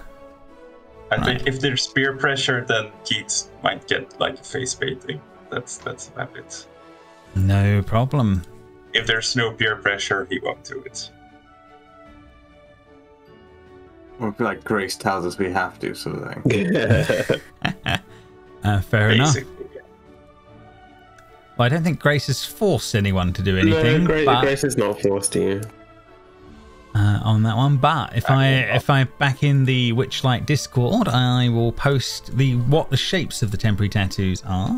There you go. These will be your choices. They'll be incoming in a moment. Oh. So these are the different ones that you can get as a temporary tattoo in these colors. I do like that first one. I like the banana one. Stupid. To celebrate his memory, like he just gave a big show. He got an applause for a change. He feels happy. He'll get like this temporary tattoo with the card because it's appropriate at the moment. Okay, fair enough. He likes to take off his jacket, like take up his sleeve. You'll see like there's another tattoo in Russian, like scrawled along the top of his shoulder, but like he doesn't acknowledge it, and like he'll get like the other tattoo. Okay. The one with the cards and the hand and the. Okie dokie, fair enough. So for the next 3 days, Seb, you'll have that in your chat. As that is going on, and anyone else? Useful. Anyone else up to one of these? Jamie, were you saying Craig was going to be interested? No. I just said I like the banana one. You like the banana one, okay. Anyone else for a face tattoo or a painting at all? Nope. No worries. Like I said, we'll see which one Brody picked in amongst things as this is all going on, and then we'll kind of go from there. But yeah, you guys make your way back past the stalls onwards to the Hall of Illusions as this is all going on. That's knowing Brody, he'll go for the shrooms, I think. I imagine that will be right. We will definitely see what ends up going on with that one as we do on that front. But yeah, we will make our way to this one, which we will come back for after a quick break in a moment. But yeah, you will be coming up on the outside of the Hall of Illusions. There is the Mime you have seen and spotted before. And a bunch of people standing outside of the Hall of Illusions as this is all going on. As you guys are making your way up, as this is all going on, the Mime sort of waves at you at the moment. These two people up ahead, they seem to be hand in hand going along as this is all going on.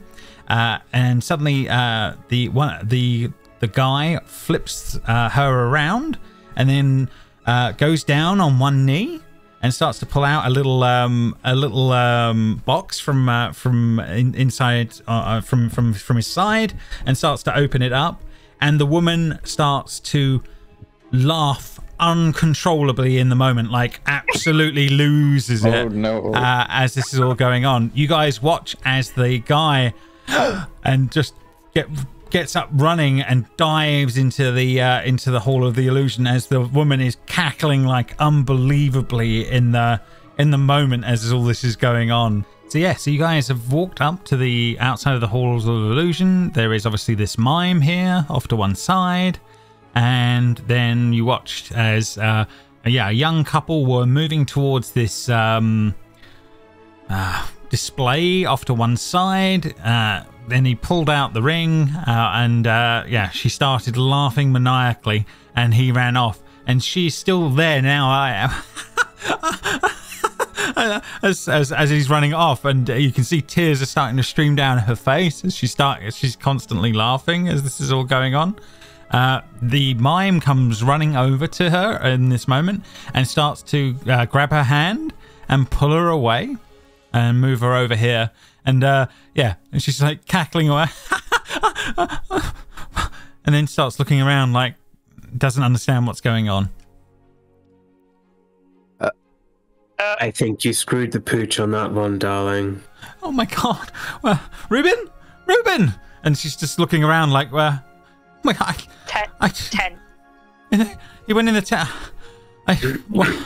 You said no to his marriage proposal. It was really awkward. And and then you started laughing, and yeah. Oh my god, no! I didn't mean to do that. Oh my god, he's never gonna want to see me. And yeah, the mime is sort of like not actually patting her on the back, but doing the mime style pat on the back as this is all going on. I hate him so much.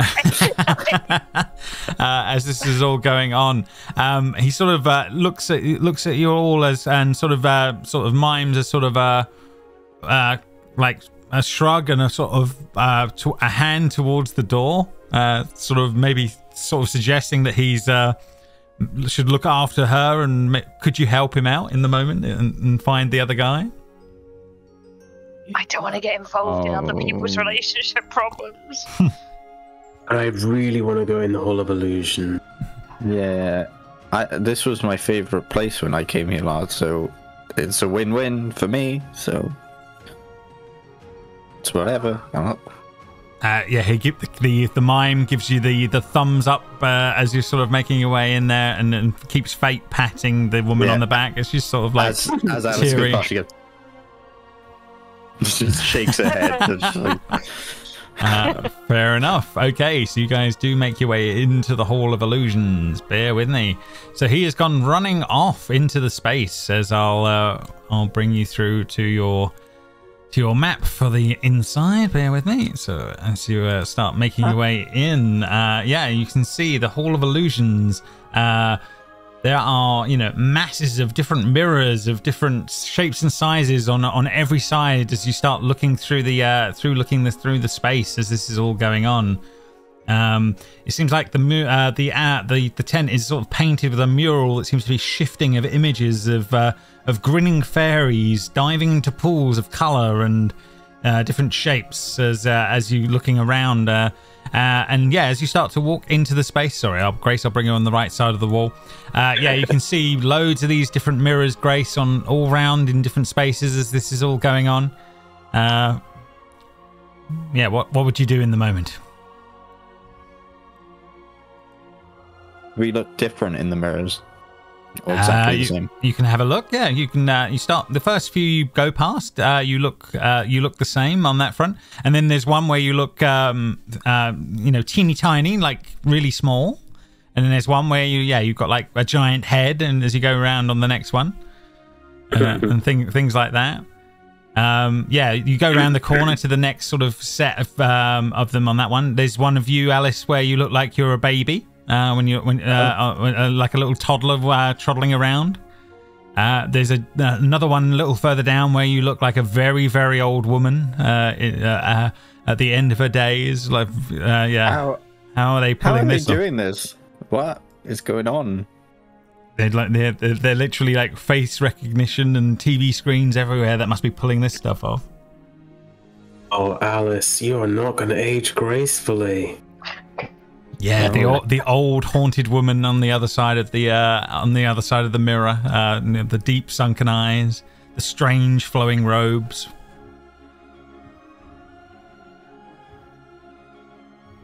Do any of the others make their way in as well? Yeah. Yeah, I guess I'll... It's like an eventually sort of thing, though. Like, I'm not going to push past anyone to get in. No problem. So yeah, you start making your way in. You all see very similar things as you're looking in different ones here, as this is all going on inside of the Hall of Illusions. So yeah, very different views as this is all going on. Grace, you go past one. There's a strange Viking version of you, very very poetic look going on that one. Another one where you look like you're from some sort of Greek mythology thing going on as well. All manner of stuff. But yeah, I want you guys to the guys at the front, Grace and Alice, I need you to make an investigation check for the guy. Just see how quickly you find him in amongst things as this is going on. Oh, Alice, yeah, that's pretty damn good.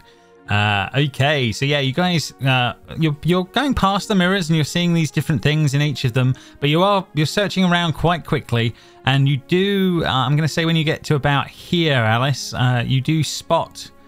You do spot the kid off to one side, just a little further up. He seems to be like staring off into one of the mirrors, and sort of is sort of looking away. Just look, not crying or anything, but just seems to has a tear-stained face, but it seems to be looking at a mirror off to one side. As this is all going. Sorry, I can't see him. He's on the... sorry, he is up ahead over this way. Oh. So yeah, you come around the corner enough to pick him, see him in the corner. I found him. But yeah, he seems to be like staring at this mirror, sort of washed in his face. And Alice, you swear, when you get to about here, you're looking in one of the mirrors. You can see his reflection, but you see something else. You see this. In the mirror, looking directly at you in the moment as this is all going on, yeah, I need you to make a wisdom saving throw for me as this is all going on. No. Okay. Fair enough. Yeah. You feel drawn to this strange creature in the mirror, and you sort of like start moving forward next to this guy, and yeah, you feel like what is a shimmering image in the mirror. A sort of a hand starts to pull through the mirror and starts to reach out a hand towards you and this guy. Grace, you come around the corner and you see all of this going on. This strange figure, like a sort of a mirrored hand going on, coming through the through the shape in the moment. Grace, I need you to make a wisdom saving throw for me in the moment. Oh no! Oh no! Oh no! Oh my god! Whoa, no! Okay, so yeah, as this is going on, yeah, you're drawn up on one side. You're just like mesmerized by this sight, and you're sort of like, yeah, the eyes go dull as she moves. Reach the hand out for the lollipop. Are we gonna TPK? Everyone's just gonna walk around the corner. As this is all going on, yeah. So I don't know how far back are Keith and Edward and the rest. Do you think they're moments behind, or do you think they're a fair bit behind? Is going to be the question. There's a lot of mirrors. Edward's going to be taking his time. That makes sense. Yeah, he's got a well, that one. I'm going to say Brody is in the same boat just purely because of what's going on. So really, Keith, it's going to come down to you and Craig. Would they be following quite closely, or would they be taking their time? Craig is hanging back. He's literally just being the last person. No problem. So it is really down to Craig, Keith. As this is all going on. Gonna like look bored like around me and like stay a little bit behind, but like not too much. Like maybe, I don't know, a minute is maybe a lot, like half a minute or something. Okay, so a few rounds can pass here as this is going on. Okie dokie. So as this is all going on, so the woman will reach a hand out, and this guy at the front will start to take her hand. I need Alice and Grace to make another wisdom saving throw as this is all going on. This Reuben takes hold of this creature's hand in the moment. Grace. Grace really wants that lollipop. Yeah, frozen in place as this is going on. Alice, you come round as you're seeing something. You were mesmerized by something going on in the moment, and then now you're not. As you see, yeah, Grace is sort of lulled there in the moment, and this strange creature is like, "Come with me," and she's starting to pull this guy towards the mirror. Whoa! I'll pull him back. What the hell? And she'll slap the hand, but she'll cast something. Okay, you can definitely. Oh, what the? Okay. Yeah, so in the moment, as you do, holding the book in one hand and reaching out in the other, you see flashes of symbols and things in your vision for a moment, and suddenly there was like a bolt of lightning that blinks off of your hand, slapping down onto this strange creature's hand in the moment, and in that it sort of like reels back and disappears on the other side of the mirror almost instantly. Grace and this kid come round in the moment and like, what's going on? And he starts, he's tearing up a bit already again, and it's like, oh my god, what's going on with my day?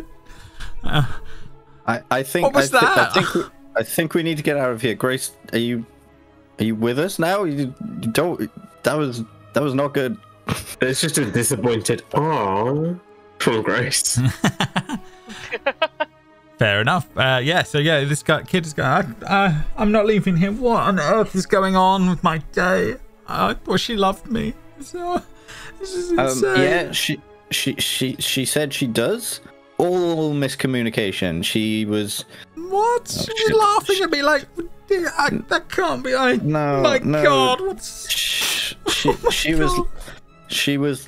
Oh god, she was laughing at the mime. He was doing a cool trick in the background. What? Make a persuasion check with disadvantage, because that's awful. I can't think of anything. Great, Alice is not good with emotions. Fair enough. Persuasion. Shit. Oh yeah, no, yeah, okay. So he's just like, oh my god, I've just made a fool of myself. What was I thinking? I mean, we had so much fun the last time we were here. I thought this was the perfect place, but oh my god, no. And he's just he's fairly inconsolable as this is going on at the moment, unless anyone else makes a difference as Edward and Keith start making their way out. Alice will look over to you two, smile and be like, he's crying. I don't know what to do. How big is this guy? How big is the guy? Oh no, he's a small. He's a frail little thing. He's not the biggest guy. Okay, right? Grace is going to pick him up and fire him and lift him out of this place. Yeah, you don't think he has any leg to stand on this one, Grace? You are easily done as this is going on. Yeah, just under one arm, and she's like, "No, come on! If at first you don't succeed, try again." What? And she'll just walk out with him. Okay, marching him out. Brody is laughing into one of the mirrors as this is all going on. Craig, you pass another strange mirror of you with like the wings on your back, that the fake ones that you're wearing. They look like they're actually fluttering away properly in this vision as this is all going on. As you sort of stare at another one of these things, Craig, then there is, for a moment, you see this image of this creature in the mirror looking at you for a moment as this is going on. And sort of like stares back at you instead of being your vision, and then it sort of disappears again as that's going on. I pulled up Saves then. That's ready. No, it's just staring at you in the moment. But Grace, you pull this guy out and march him back over as this is all going on. No problem on the outside of the building. She's out there, and you bring the guy over. His tears down his face. There's tears on her face. And she's like, "I'm so sorry. I don't know what's going on." And he's like, "I don't know what went on, but how can I ever look at you again after that?" and he's sort of like trying to desperately move away, but Grace is holding him. This is all going on. Like, no, come on, Romeo, do it again. This time properly, and he'll give bardic inspiration. Fair enough on that one. Yeah, make a persuasion check as well, Grace. See if you can get him to go for it, because he is not on the top of his game at the moment. I'm meant to be good at this. Oh man, yeah. In the moment, yeah. There's kind of like the mime out there makes the like the sad trumpet sound as he sort of fakes the sad trumpet sound in the moment, and she's just like, "I'm so sorry," and he just won't listen, and he's starting to try and move, trying to move off as that's going on, and yeah, she's in tears, and the mime's trying to keep her calm as all this is going on. Alice, behind you, you see the statue, the wooden statue over on one side. It sort of catches your eye. Can you give me a perception check for a moment? Not perception check, sorry, a history check for me. Yeah. Okay. 20. You remember from playing D&D, Tasha. Yeah. Tasha's hideous laughter, the whole spiel. Yeah, maybe they've managed to make a something that makes you a laughing gas, or yeah, something going on with the statue that may have caused all of what's going on. That character is from a game I play. She there's like something that makes people laugh, so I'm assuming they just used laughing gas. That's why she was laughing so much. That makes so much sense. Just randomly laughing. Also, she'll tap on the mime, knowing he won't talk back to her. There was a girl with a pig face in there. What was that? He makes a sort of a shocked face and kind of puts hand over his mouth like it's something weird on that one, and it's a little odd on that one. He says he sort of makes a sort of a shrug after that as well. That I hate mimes, and just walks away. Yeah, he sort of does a mime of a big man and sort of like putting a giant like thing on its head, kind of trying to intimate then the eye symbol for sort of like go look for. And so he's trying to say that, and he sort of points off towards behind the big top area, and sort of aims you off over that way, sort of suggesting that there might be help there. I still have him under like in my arms. You did for a little bit there, but he's desperately trying to get away from you as this is all going on, because he's not being persuaded differently right now as things have been going on. Can I root around his pockets for the ring box? Yeah, you can make a sleight of hand check to see if you can do it unobviously, if you wish. Oh, I'm not trying to do it unobviously. Oh, okay. Well, yeah, fair enough. You can definitely easily root. Hey, what? And it's just yeah, he won't be able to stop you. You can definitely loot the ring box. I'll flick it open and go, oh, cute, and then close the box again, and then I will gently chuck it at the woman. Edward will pull the face. Hey, you want to get married? And she says, yeah, of course, I love him. And on that one, I need you to, yeah, you can make now you have another one here. I'll give you another persuasion check. I'm not gonna, yeah, I'm gonna say it's an advantage because there's a lot more going on now. So let's see if you got any more chance to make this work here. Oh, that's better. Yeah, at least it was the advantage for the 18, so on that front. Yeah, with the slight explanation from Alice and that, you do manage to get them to reconcile enough that she will accept. Ruben's like, well, I'll try again with you soon, and but this wasn't the right time. But he says, but we'll make it through this. Thank you. And he sort of looks around at you, Grace, and looks around at you, at Alice on that one. Thank you. Yeah, that's the giant love heart painted on her face. trying to sell the moment as they go off and they're not perfect, but they're not they're going off together, if that makes sense, in the moment here. As the worst of it is done. You see the mime make a sort of a broken heart symbol, sort of like rejoining a little bit, and sort of then the thumbs up, and then sort of there's like a little bit of like a moment, and then his face sort of drops and becomes a bit more sad. It's just like he sort of, it goes internally a little bit, and the face sort of drops. Oh. Grace will waggle a finger at him like, no sad. He sort of makes an apologetic face in the moment on that front, and sort of like makes the little heart symbol, but sort of breaking and sort of points at himself with that one. Grace will put an arm around him and just say, "What's got you down, bud?" He sort of like sort of makes symbols to his sort of around his throat and his voice, and just not making any sounds. And he sort of says, sort of like someone pulling something out of his mouth, and then it disappearing into the crowd would be the best way of describing it.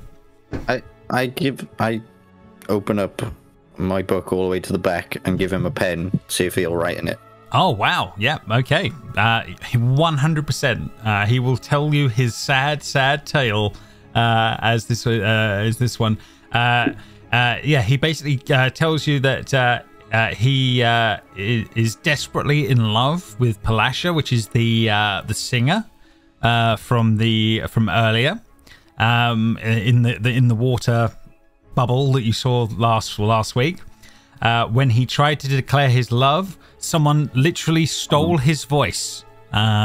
And has stolen his voice and ran off into the crowd, and then he draws a strange bird type person with little butterfly wings on their back, and it basically underscores it thief as this is going on. I'll give you the where is he? 1 second.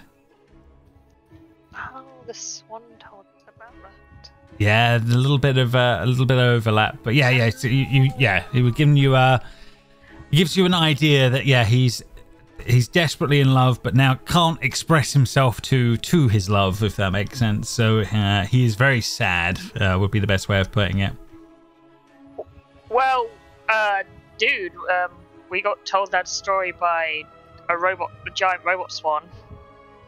So apparently that's programmed in the giant swan gondola. But from the sound of things, she's super sad that you're not talking to her. Well, you're not even engaging with her. So maybe just at least be around her and not be a dick and just avoid her. Just explain things the same way you have to us in writing. Yeah, he seems a bit He seems a bit sheepish at that on that one, but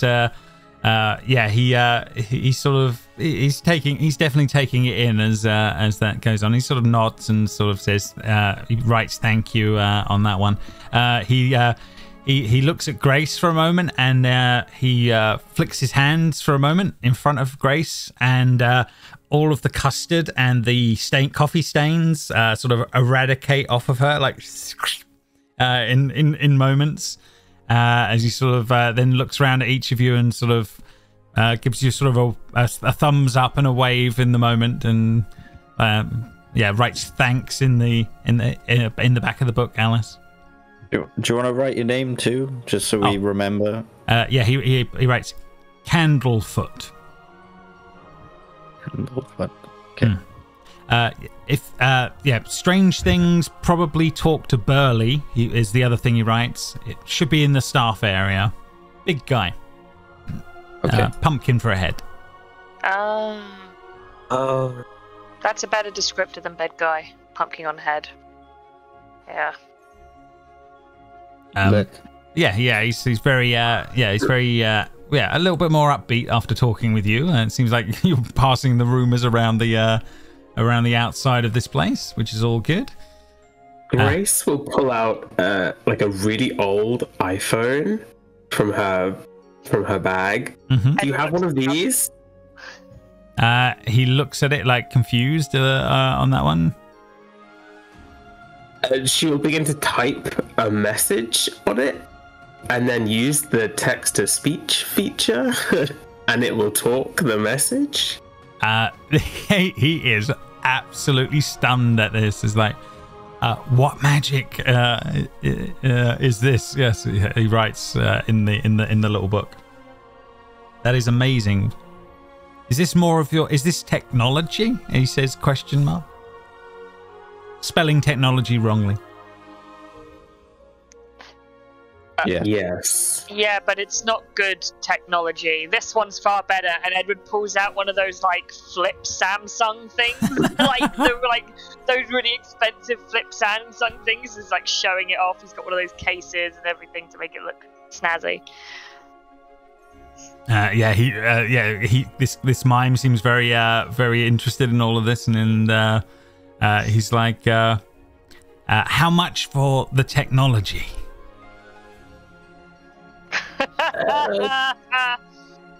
I don't think you have enough. Let's say it's a loan for this evening. We'll just give it back when we leave. He's like, and he says, thank you, as he sort of like show him how that bit works. So he's like very thankful for that in the moment. I will find you before the end of the night. Seems like very upbeat as this is all going on. So I suppose I imagine that Grace spends a few minutes with him, just showing him how to do the basics of for doing the text to speech. No problem. As that's all going on, right. Back to the carnival map. 1 second. So a few bits to change. 1 second.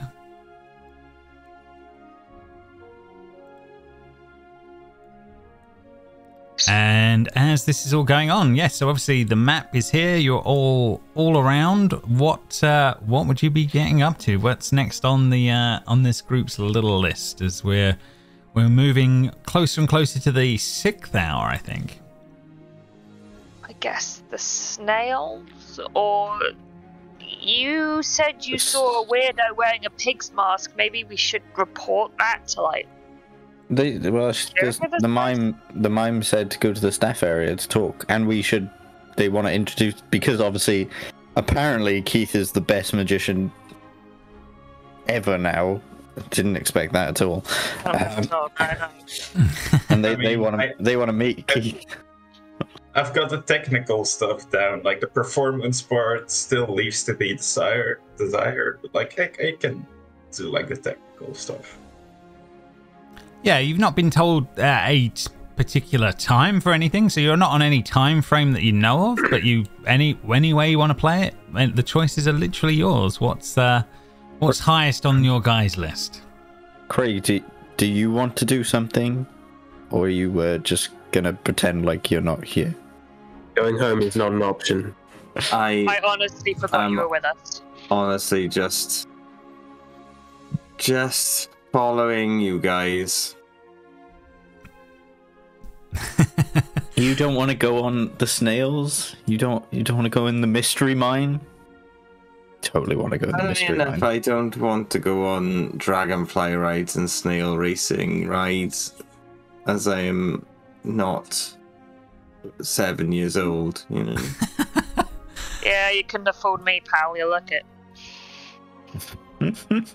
Oh, there we go. So yes, which way are we heading? What becomes the Alice taking charge in the moment by the looks of it?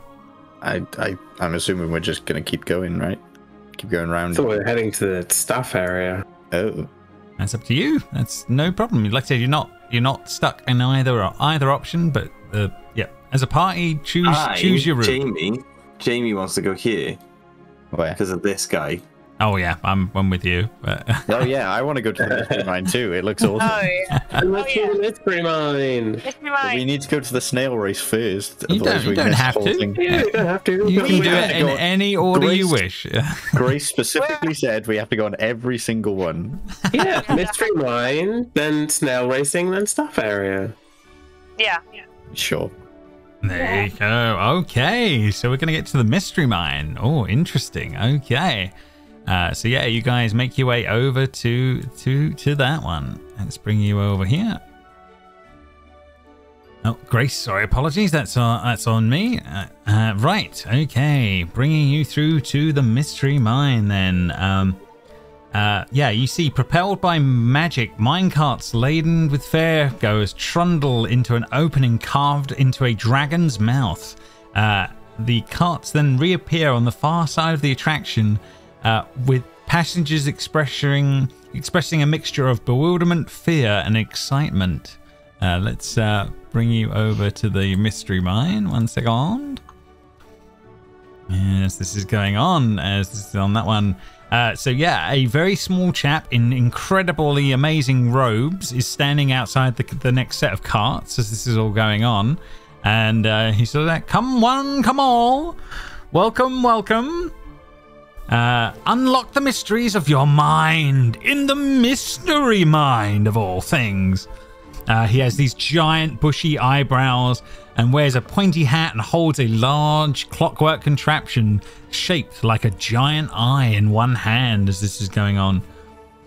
One punch on your ticket. I see some more travelers on their way. Welcome, welcome. As Alice, you start making your way over on that one. Yeah, he seems to be. He's well into his cosplay at this point. This guy, this one. But yeah, he's a short, stout fellow. As this is going on, but yeah, he sort of beckons you all over, and he says, "Are you strong enough and willing to make your way into the mystery mine?" It's just like, oh, let's just get this over with, and like hand over his punch. Strong enough. Okay. Yeah, I guess so. So he gets punched and just gets in the back cart, like. Fair enough. As you get punched, he says, "Are you willing to stare into the all-seeing eye before getting on board?" Sure. Okay, so yeah, as you do, I need each of you in your little Discord chat, as you look into the eye, I need you to write down, basically alongside your name, your character's greatest fears. Oh. If you can pop those in, yeah, can you pop those into your Discord as that's going on? Yeah. Yeah. Like a private chat. Into your private chats, each of you, yeah, you just literally will put whatever your character's greatest fear, if that's Jesus. yeah. That's a difficult one. Yeah, that's really tough. Yeah, you have to think it through.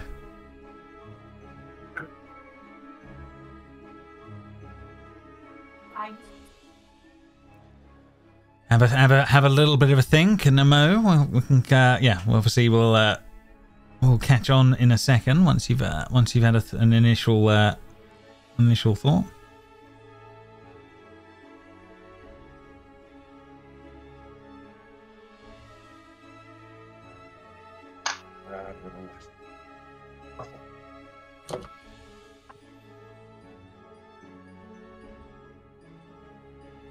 This is difficult. Keith Slayer is Yeah, this is really hard. Yeah, no, fair enough. Well, it's okay. We don't. Yeah, look, so we'll. Look at it. It's something different. I've not had it. Yeah, ask that before. Thank you. Just all say when you're all done. Yeah, like I said, no panics. Thank you. That's all good. Just as everybody finishes up, then we will get into the mine carts. But yeah, each of you looking into the eye, getting a ticket punched, and before making your way into the cart. The second one I sent you, James, is more of a phobia than an actual deepest fear. Yeah, fair enough. No problem. Cool.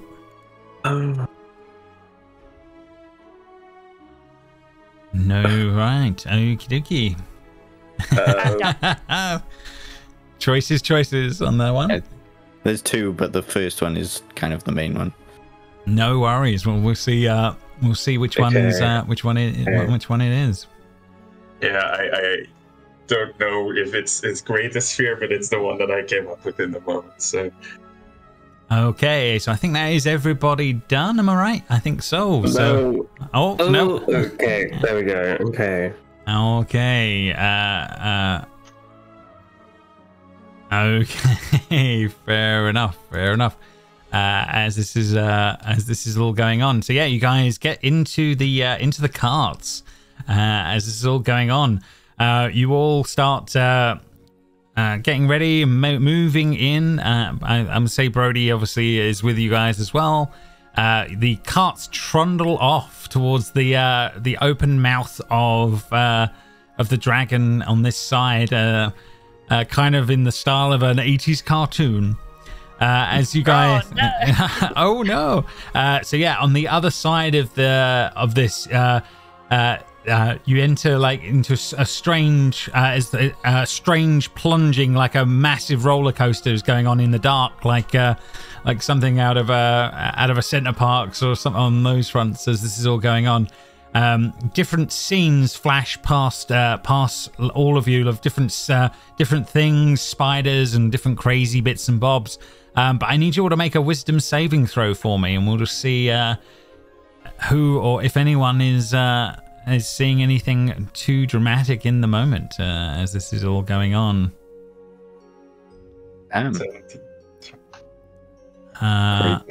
Oh, we did okay. Yeah, you did do all do okay. So yeah, it's a bit up there on the first bit. You're a bit woozy, but you're all dealing with it no problem as the first sort of crazy ghost things go flying by, and then it kind of like it feels almost like the entire ride evaporates around you all. Like there's no cart, there's no anything, and it's like you're just rushing through space as this is going on. And then I just need you to make one more wisdom saving throw as we're going through the space. Oh no. Oh no. Oh man. Okay. Oh, oh wow. Okay. Woof. Okay. Fair enough. So yeah. On that front. So yes.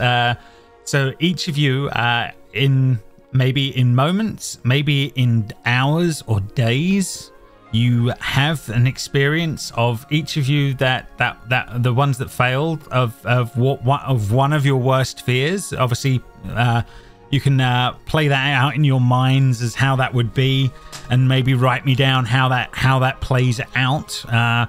It can be as long or as short as it needs to be to put the fear up them as they experience that thing before the ride will trundle back on that one. And I need each of you to roll me that failed. I need you each to roll me a D8, please. I believe. Yay! What was the DC? Sorry, the DC was 12. So as long as you were above a 12, you were fine. If not, you experienced a bit.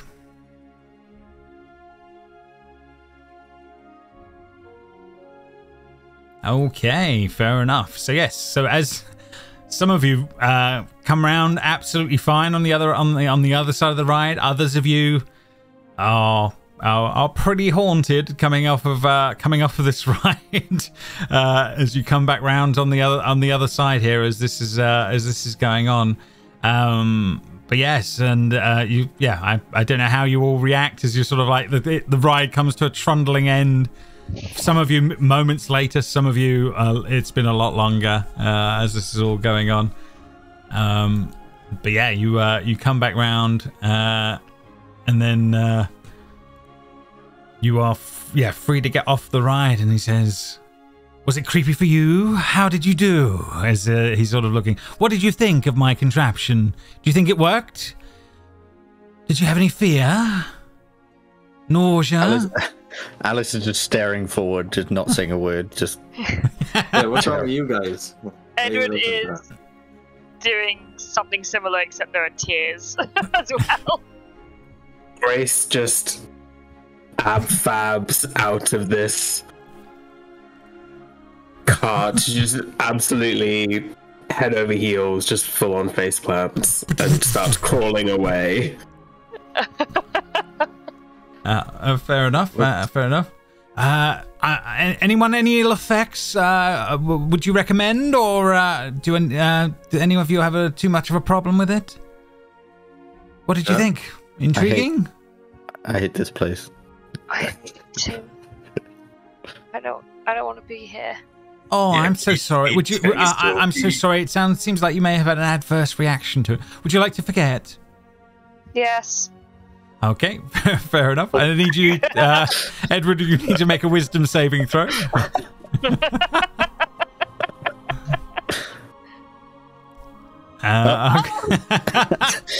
Fair enough. Edward, you have pretty much no memory of arriving at this place, as in the park. As this is all going on, would Alice have asked, or for the same? No, she would have been. She would have, like, if the guy came near it, she'd be like, "Get off me!" She'd be walking away. No worries, no worries. Never mind, sir. Never mind. Who the fuck are you? Where the hell? Oh wait, Brody, what the fuck did you give me? Why am I here all of a sudden? I'm sure Brody would spin. Yeah, Brody would probably be filling you with a story of he hasn't actually given you anything, but maybe you've taken something accidentally. You sure you've? What's Craig and Keith's reaction? That's what I want to know. So Keith's like, you don't really see anything different about him. Like, he's still like kind of stone-faced and apathetic, but you might see that he's a little bit more pale than he used to be. As if he's seen something he doesn't want to talk about. Fair enough. Would he have taken up the wizard's offer to make him forget? No, not a chance. No problem. No problem. So yeah. Nothing happened to me, so I'm just leaving. No, that's fair enough. That's not a problem. You're allowed to make the saving throw as this is all going on. So so you guys make your way. Some of you blanked, others looking really awkward after the mystery mine, and others downright scared of what went on as all this is going on. What's wrong with you? It's just like some little effect. Who the hell is this child? Alice, why am I here? I wasn't here a second ago. Again, Craig's looking at the camera like shrugging and like stuff. I'm so why? Like, how did I get here? And like Edward's having a full-blown meltdown. It's just like literally in the park as everybody's looking around. It's like it's just in a full blown. What's going on? Brody would be like, what about just having one of these, boss? I mean, it'll calm you down. No more drugs. I'm pretty sure that's what got me here in the first place. Oh man. Well, maybe later, eh?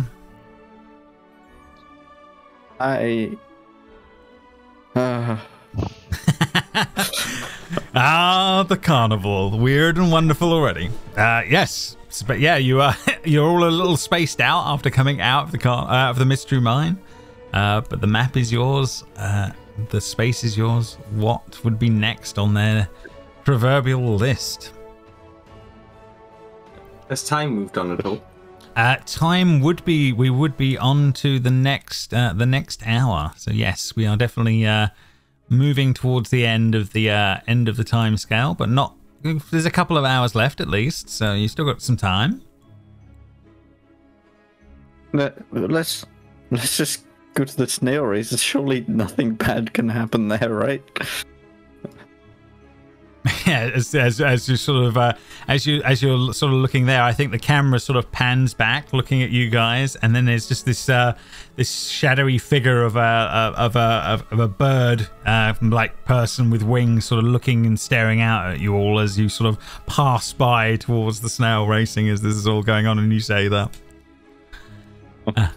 So yes, you guys make your way to the snail races. Okay, let's see what's going to happen there then. 1 second. Snail racing. Hopefully all your tokens are already there. That will be because I haven't copied them over. 1 second, let's grab you now.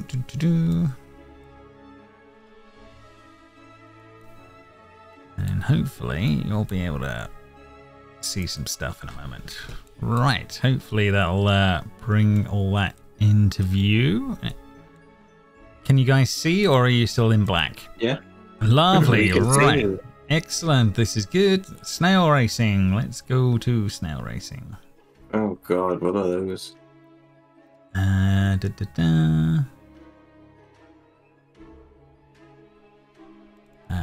Right, okay.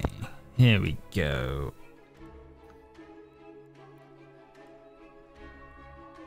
Okie dokie. Yeah, you see what looks to be a sort of a tent with a couple of goblins seem to be in the center of the space as this is all going on. There is a crowd sort of hanging around the outside of the space, and what you can only describe as giant snails with saddles on their backs that seem to be animatronic things that are lined up at a sort of race line. Yeah, there's kind of a guy yelling out, come on, great snail races, please, 1 punch on your tickets. You can win a prize, or you can bet on the races. Anyone up for the snail races, come forward. But yeah, it seems like they've made giant animatronic snails that people can ride. It seems to be what is going on. Yes. I mean, I'll give him my whole punch. Can I bet and race? You certainly can, sir. You can definitely be a betting if you wish. What do you got on you? Yeah. I don't have anything. Usually working on gold. Yeah, I don't have anything. So never mind. Okay, well, basically the way the rules work here on this one, you can help motivate your snail. They're quite talkative bunch. They'll be able to take your commands if you can, but you got to take them around the course as fast as you can. Obviously, first back to the beginning of the course will be the winner here. If 2 snails finish at the same time, well, we'll have a photo finish and we'll work it out from there. And I'm gonna say, just for expedience's sake, Brody is gonna take a seat and be watching to make life a little easier. So yeah, each of you can pick one of the snails as you see fit, and go from there. So yeah, we're gonna roll some initiative with you guys, and we're gonna see how this is gonna go. Okay. Let's have a look. Right, okay. Oh.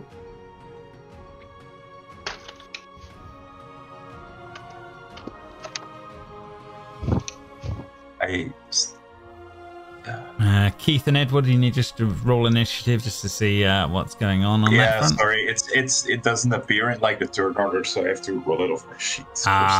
Okay, fair enough, no problems. Okie dokie.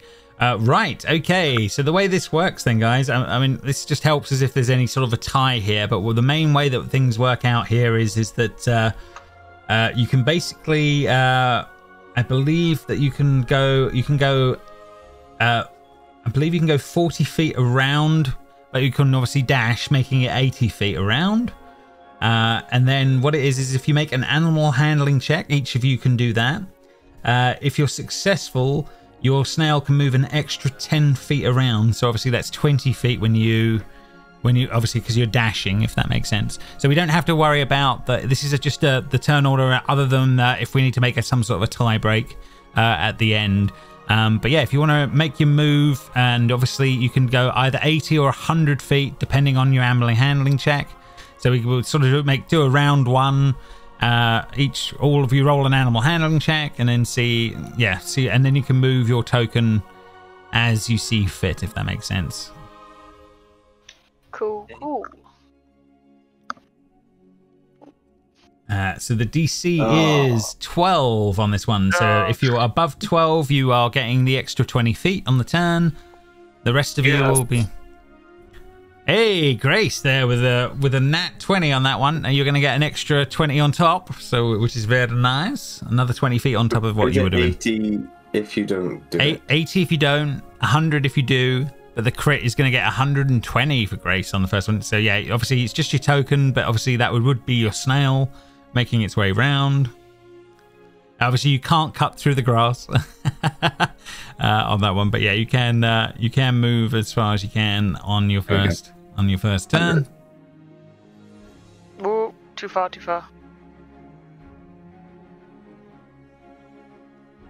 So the ones that failed, I'm assuming, are at the back, which will be Edward, obviously, and Craig. So they're moving slower. Oh, for the love of God! It's me. Ah! Oh. I think. How are you going 90? I think. Yeah, a bit too far, Edward. Oh, yeah, you would have been. Far. Yeah, I threw myself there. Sorry, that's me moving everybody. Hang on. Yeah, you guys can move yourselves back. I'll stay out of it as the deer. I'll let you guys do what you need to do. Right, so round one is done. Another animal handling check for round two as you're making your way. No. Yay, not already. Hey, so yeah, you get the extra on this one, 25. So that's good. 25.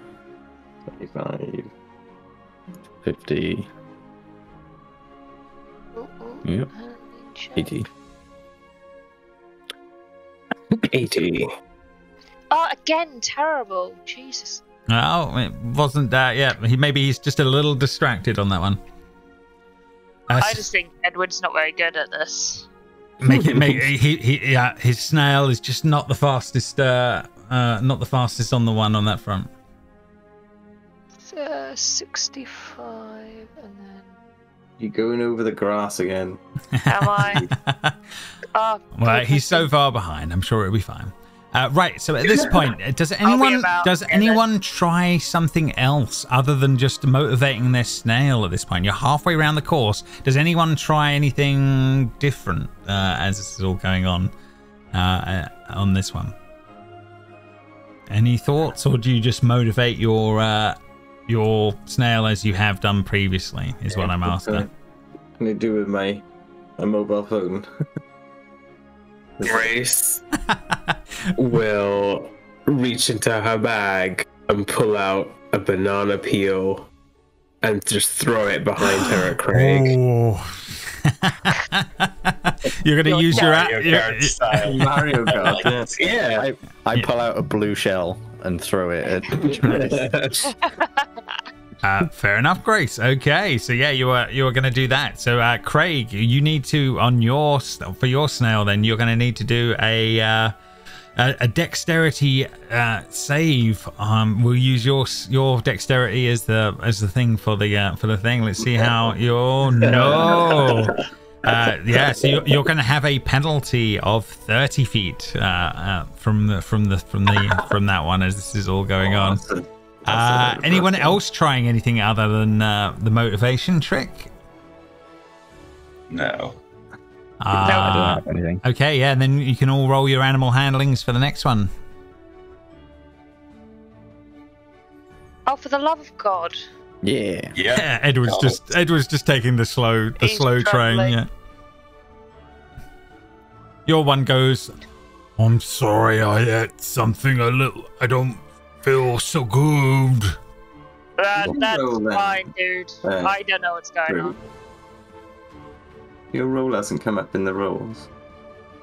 I threw the banana peel. I don't get an animal handling, I don't think. So I only moved 80.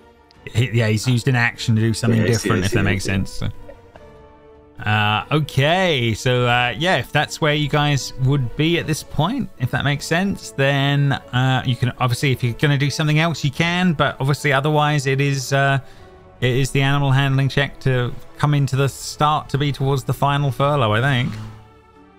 1. Does anything worse happen on a 1? I'm going to say that yeah, Craig, it's kind of like it's an awful bloody mess as you're with the banana peel and everything else that yeah, speed is there's no chance of the dash action as this is going on, as your snail is just all over the shop after the banana peel incident and the bad animal handling check. I think me and Keith are on the finish line. You and Keith are on the finish line. Okay, actually, depending where you draw the finish line, I'm over the finish line. I would be here. I just thought we were stopping where the snails. Okay, were. So I think it's going to be a photo finish with these two on this one. Bear with us. Keith, you have advantage on this animal handling check for this last little bit because you are higher in the turn order of the that we did at the start here. So so one more animal handling check. You're basically who's got the highest. Keith, you got this advantage. Alice is a straight roll going into the final stretch as these two are like barreling these snails along at a hell of a pace, coming up first. Yeah, it's going to come down to these final checks 17. Here. 17. Okay. 17 to beat, Alice. Can you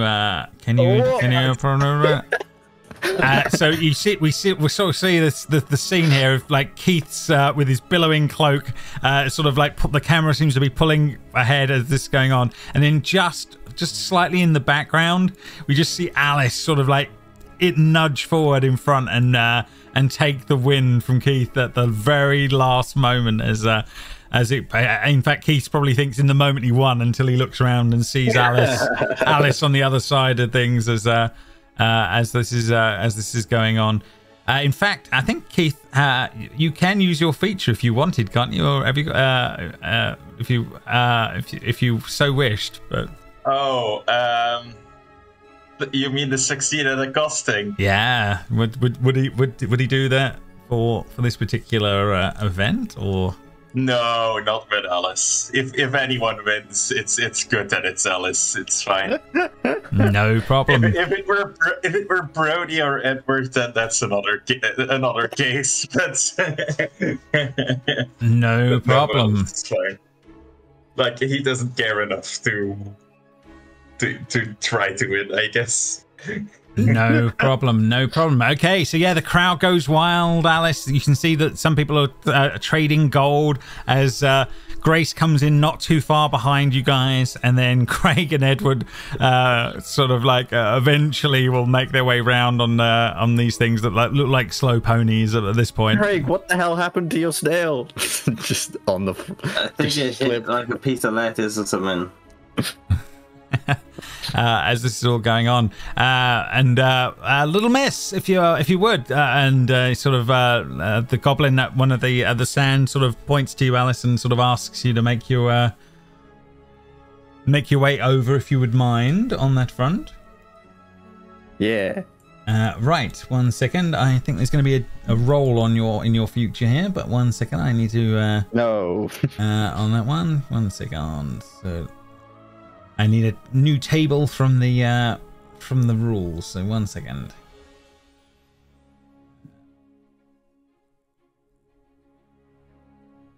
Sorry guys, 1 second. Sources, here we go. Where is it? Witchlight. And Appendix A, okay. Right, yes, it's the goblin goes, well done, miss, well done, good racing. Here's your prize. Enjoy. Don't take it too much. And yeah, it passes you over a potion of some description on that front. Looks kind of interesting. Not red, but certainly is what color does it come up? Yeah, it's a potion that has the form of sparkling golden mist that moves strangely in like liquid water, like cinnamon in in water, kind of in liquid, if that makes sense, like Goldschlager or something going on as he passes over and says, "I enjoy it. It'll be useful to you at some point. I hope you have a good evening and enjoy the rest of the carnival." Like, do I drink this now? What is this? It says, is this some sort of weird beer? It says, "You drink that whenever you feel like it, miss. It'll make your day when you do. I think for about an hour after that, you will feel like you just got more potential." Okay. And and she'll walk away and be like, "This place is just getting weirder and weirder." Fair enough. So prize in hand as this is all going on, no problem. You make your way back to the group. Snails are sort of looking around at you all as you make your way. As Craig and the rest and Edward make their way finally to the end here. Yes, your snail racing seems to be done on that front. I'll scruff my snail on the head as if it's a dog. Fair Good enough. boy. Yeah, it seems to enjoy that, and definitely takes it all good. But yeah, that is all good. You guys are free to head back to the map here. I suppose the question is, Joe, does she drink the potion, or is that something she saves for later? She'll save it for later. No problems. Back on the thing here, we have maybe 2 hours left to go ish as things are going. I will say the time is slowly moving on as we're getting through the night, getting closer and closer towards the end times, but we're not quite there yet. What would be next on your guys' lists? So we needed to go to the staff area for something, right? Yeah, you were promised that the big guy with the strange helmet, said he would introduce you to the owners at some point if you passed by the staff area. Cool. And complain about Pig Girl.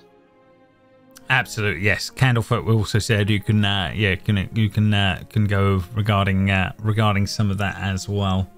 Okay then, yeah. So you guys make your way over to the staff area. 1 second. The staff area is up here. Do you have tokens already? You do not. Let's copy you from over here.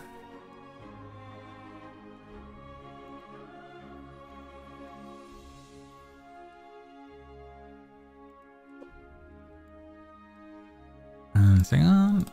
Let's get you all in the thing. Edward, get on the screen. Oh, sorry, I rolled an intelligence check. That's okay. Well, whatever he was thinking, it wasn't his most his strongest thing as that's all going on. He's probably trying to think of how he could escape, but each of them was quickly cut off by thoughts of how Grace would stop him. Fair enough, no problem. Okay. So a bunch of carnival wagons are located behind the big top. They are protected by massive, great, thick walls of thorns off around the outside of the area. You guys are coming through what appears to be the only entrance into this sort of space as this is going on. There seems to be a circle of wagons on the inside, and what you can see is, this guy is here again, and he sort of makes his way over to you guys and sort of says, it's you guys again. Hi, how you doing? You feeling any better after all that craziness earlier? Thanks for helping out again. Much appreciated. Keith, this is your time to shine. Get in with the gang. Yeah, Keith the Magnificent, wasn't it? Great, good on you. He's sort of like, great. Yeah, thanks. Keith the Grape. Yes, that was a good name. Not the Grape. Great. Yeah, thanks. Thank you. Much appreciated. thank you for the opportunity to perform my magic for a crowd. That's really down to Mr. Light, but yeah, we were glad that you did so well. I mean, thank you all, and for some of you for helping out anyway. It was much appreciated. Strange stuff going on where half of that are all kick out, but if you're all right, I'll introduce you to the owners. They'll be grateful of you if you give me a few moments, and yeah, he will bring you across through the area, if that makes sense, as all this is going on. This guy is sort of off to one side again, staring at you intently with his eyes as this is going on. Burley starts to move you over towards a very, shall we say, brightly coloured van at the actual back of the things as this is going on. But yeah, you guys are all sort of moved towards all of this. I'll bring you over. As you get close, I need everybody to make a perception check for me.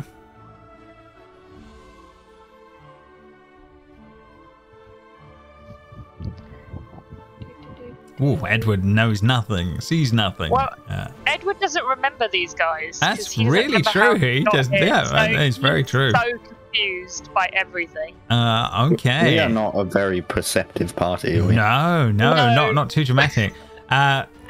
Keith, you're the only one that picks up any of this as this is going on. There are two voices that come from the inside. Then they seem to be sort of maybe having a light argument, might be the best way of putting it, on the inside of it. But you hear a sort of a low, gravelly voice saying, he's saying in terms of you need to calm down. And then a slightly high-pitched, shrill voice saying, "I'll come down when that Kenku pest is gone. She knows nothing. She'll get frustrated soon enough and be on her way. I hope you're right. Trust me." And yeah, at this point, Burley sort of makes his way over and starts knocking on the outside of the cart, and two figures start to appear from the outside. One you have met before or seen before, which was Mr. Light, and then another figure which you have not been introduced to. And yeah, as Mr. Light comes out of the space and says, it's Keith and his colleagues or friends again. I thank you for coming to our little area at the back here. I'm pleased to meet you all on that one. Thank you so much for your efforts earlier, Keith. An amazing performance. Such a nice thing to see. How quaint. Thank you. I really enjoy performing my craft like this. Usually the crowds are much smaller and much younger. So, this was a great opportunity. Thank you again. Oh, you're welcome. It was my pleasure. Apologies for the animal intrusion at the end there, but can't be helped, unfortunately. We're having some technical difficulties in the carnival. It seems to be things like that are plaguing us more and more often. As he sort of looks at his colleagues as this is going on.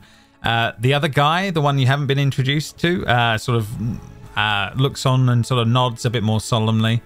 And he says, my colleague here has filled me in on some of this. I again will also, as co-owner, thank you for your efforts.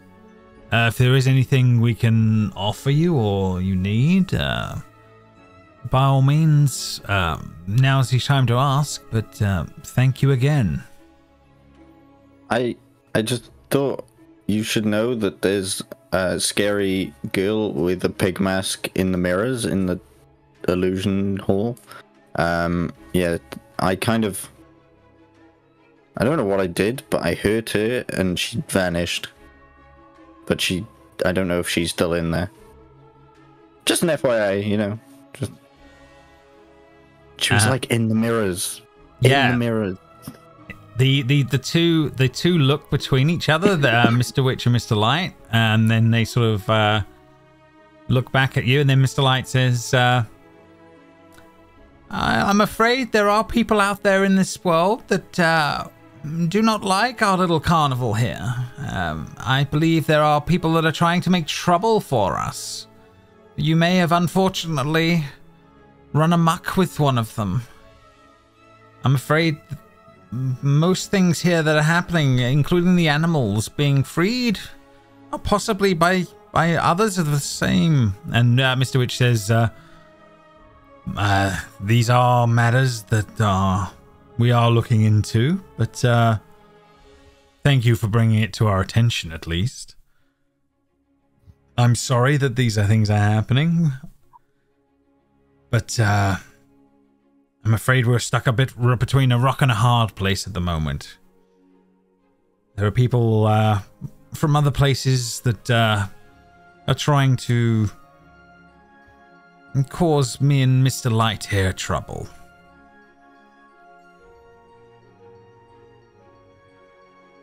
I mean, you're welcome, but you should really sort it out. Like, we've had a terrible time. I'm not gonna lie to you. I'll just be straight to you. He like, said, in the mines, that was the most horrible experience of my life. In the mines? And he still steps forward and says, my dear, what happened to you in the mines? What's going on in my carnival? It was like I was there for days, and it was horrible. I don't want to talk about it. He gives a knowing look to Mr. Witch as this is all going on, and we really have to have a talk with him about his experiments. And Mr. Light sort of nods and sort of like, I'm so sorry. I'm so sorry you're having all so much trouble here. I'm sorry. Let us make it up to you. And he sort of runs off and dives into his cart for a moment, and then sort of comes running back with a few little bags and sort of like, here, one for you, and you, Keith. And he starts passing out these little pouches to each of you as this is going on. What's in them? If Alice looks inside, looks like literally gold coins as you're looking down. Are those chocolate coins? In the moment, Edward, you're not sure, but they glint like them, if that makes sense. But says, for your troubles, I'm so sorry. And clearly, things have been running amok against you, and I am grateful for all your efforts in my little show here. But if you were to see anything else, do we? And he sort of looks round to Mr. Witch and sort of says, he sort of looks at him like, oh, maybe okay. And Mr. Light says, if you do spot anything else that's going on, or if you can apprehend anyone that is causing trouble in here, we would be glad to offer you a little extra to helping out. Well, there was the heckler, right, at the singing thing as well. We didn't bring that up yet. The Mr. Witch at the back goes, we have there is someone here that seems to be able to change their form enough to blend in with the crowd. We think he's a bird person out there, a kenku. If you do spot that we would be grateful of knowing if you could apprehend that one. Troublesome, definitely troublesome. Yeah, the extent to which the people go here to like disguise themselves is amazing. It's don't we know? It's a lot of trouble. Absolutely.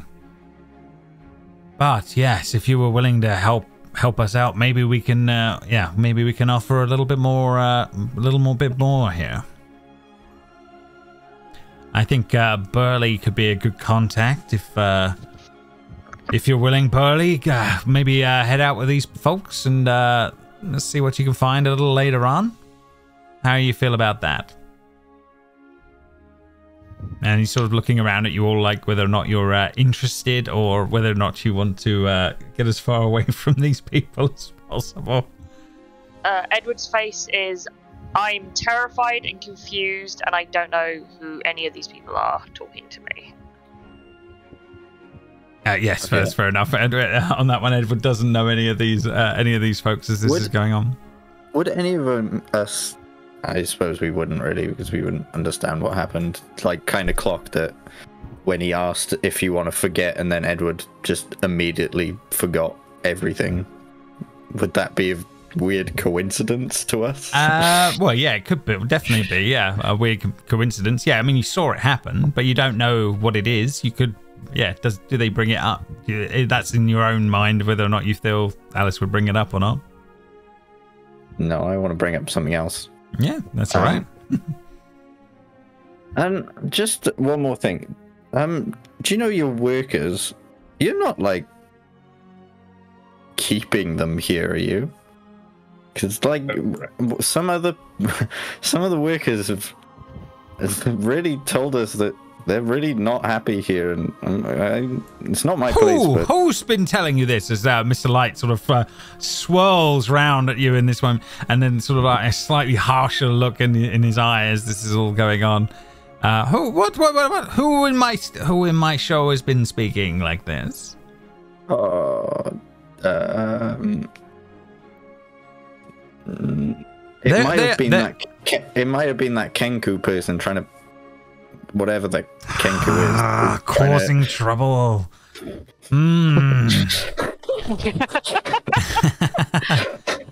Basically, yeah, my people are free to leave, aren't you, Burley? And he sort of like nods slowly on that one. I mean, granted, I don't give them much time off, and if they're away longer than a day, I do consider it that they're giving in they're jacking in their time with us, but nothing other than that. I think we were very good with our pay. And Mr. Witch at the back says, we do all right. It kind of like he's not totally agreeing with Mr. Light in his comment on that one. Hey, it was just a question. Then she'll just walk back. Well, if you're willing, Burley would be willing to go with you if you're heading out, and if in case you see anything else. Oh, yeah, I did see something else. One of our colleagues almost got seriously hurt after some people left like their trash on the snail track. Like I think it was like some kind of like trash, like a banana peel or something. Like he could have gotten seriously hurt. Like this is a serious safety concern. Are any of you hurt? I will. And it seems like looking around between each other and like, this is serious allegations from my place. What is going on in my thing? And he's sort of like, yeah, it seems like he's getting a little bit kind of like upset at what's going on in his circus at the moment. So when we took this on, I never. And then he sort of gets cut off in the moment by Mr. Witch as like he's stopped mid sentence. And we'll be dealing with that, and we'll see what's going on. But thank you, for bringing it to our attention. And he sort of starts looking down at his pocket watch in the moment. There's a strange glow coming off of it, and then he sort of says, "But Burley, if you will, keep an eye on them and see if you can help them out. We're grateful for anything you find, and like I said, we'll definitely give you more of a reward at the end of the night if anything else happens. But if not, enjoy your time here at the show." Okay, thanks. Okay. As you walk away, Alice, this guy is again staring at you as you're like giving you the evil eye as you're making your way out. Alice is doing that typical thing where people will, if somebody's staring at you, you walk past like trying to look at the floor, look away, look up. He's really awkward. Doesn't want to make eye contact. Intently staring at you as this is all going on. But yeah, he keeps on going. So yeah, you guys will make your way out. Burley is sort of making his way to follow out, and he says, "Whoa, that was heavy. I'll keep with you guys if you're okay with that for a little bit, and see if we can find anything going on. But thanks for all you've been doing so far. You've been helpful, at least. I know they're a bit funny like that, and not the easiest to get on with, but they're not the worst bosses in the world, despite what you may have heard from others." Insight. You can certainly insight him. Can I insight a pumpkin? You can't really see his eyes. You can't see his eyes, but you can insight the big guy. 18. You think he may have it hard sometimes, but he is loyal, and obviously loyalty comes from somewhere, if that makes sense. So they can't be all bad, if that makes sense. Okay. He says, yeah, they've had it hard since they took this place on. It's been a dream of theirs to have this for a long time. But can they keep it is another thing. I think others are causing them more problems than I give them credit for. So yeah, you guys from around here then? You're locals? Yeah, Grace has basically made us come here. Not that I'm complaining. I wanted to come, but obviously our experience has kind of made me never want to come again. Oh, I'm sorry to hear that, miss. I mean, I was kind of hoping that people like you from these low magic places would find this place enchanting. But I don't know. I'm pretty sure I was kidnapped and brought here against my will. Really? Well, that sounds kind of harsh. I don't remember coming here. I was suddenly in front of a man in robes. It was that Craig. Man in robes. He starts thinking on that one. I think maybe, little one, you might have had your memory played with, unfortunately. You may have asked for something you didn't want. Odd magic's that. Not an easy one to deal with sometimes. So I was drugged? Well, you were certainly magic was done, but I do know a few people that can sort that out for you if you're feeling odd. Thacko, he literally waves over the harsh-eyed clown, and he says, "This one memory wipe." Is Edward trying to move away from this guy? Trying to back away as this clown is like approaching. Yeah, this clown is trying to put a hand out to you as this is going on, and I mean you no harm. Just a moment, if it's okay. Just don't make eye contact with me. And Edward's like turning away. No problem. So from the others, apart from Edward, you see the guy's hand glow for a moment, and then Edward sort of blinks. Memories return. Everything passes as this guy lets go on that one. There. How do you feel?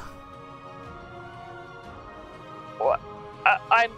I know why I'm here, but I think I know why I asked for my memory to be wiped. And he looks around confused. I was like, I'm sorry, Burley. I may have made things awkward as he sort of like scowls a bit and sort of backs off on that one. Thank you, Thacko. Thank you. Well. There you go. Hope that helped you out. Anyway.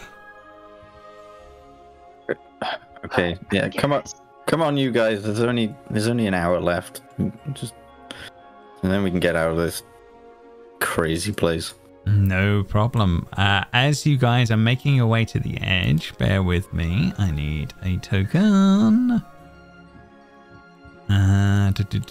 Where Where is she? Bear with me. Sorry, gotta grab the right one. Oh, I've hidden it somewhere. So there's so many things in the carnival. There's so many places. Where was that one that we went to?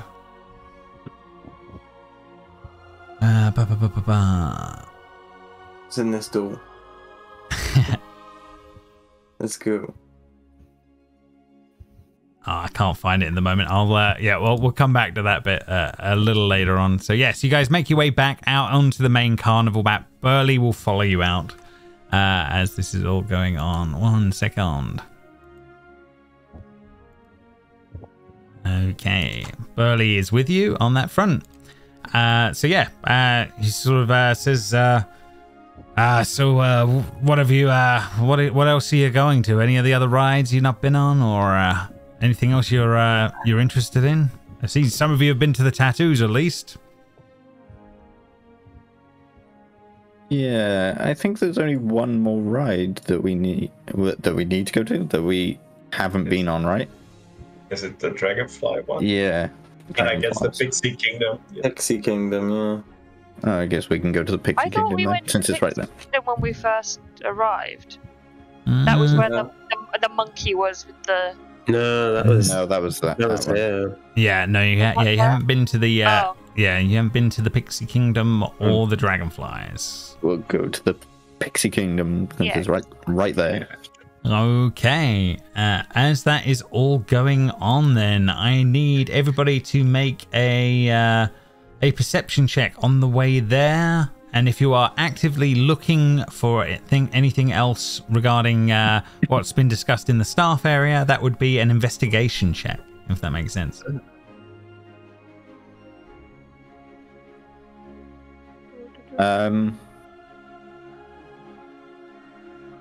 I guess 15.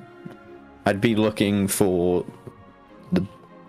Did they say Birdman or did they just say Kenku? Because I don't know if I would know what a Kenku is. I think you would know what a Kenku is. It's a Birdman and Kenku. Yeah, you would know both. But yeah, you have heard both things on that front.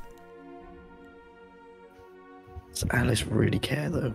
Yeah, that's the question. She has just been traumatized in some minds. No, I don't think she would be bothering to look. Okay, so yeah, the only one of you that picks up anything in the crowds, Keith, is at one point when you're moving towards the Pixie Kingdom, you do get the flash of seeing like a wing or a part of a beak, and then it turns into some another form in the moment. Would you bring it up or investigate it, or would you just let it pass by in the moment? I'll say, was that that bird over there? What? Where? And Burley will be like definitely trying to hone in on whatever's going on that one. Let's see how he will do. And he's going to try for an investigation check.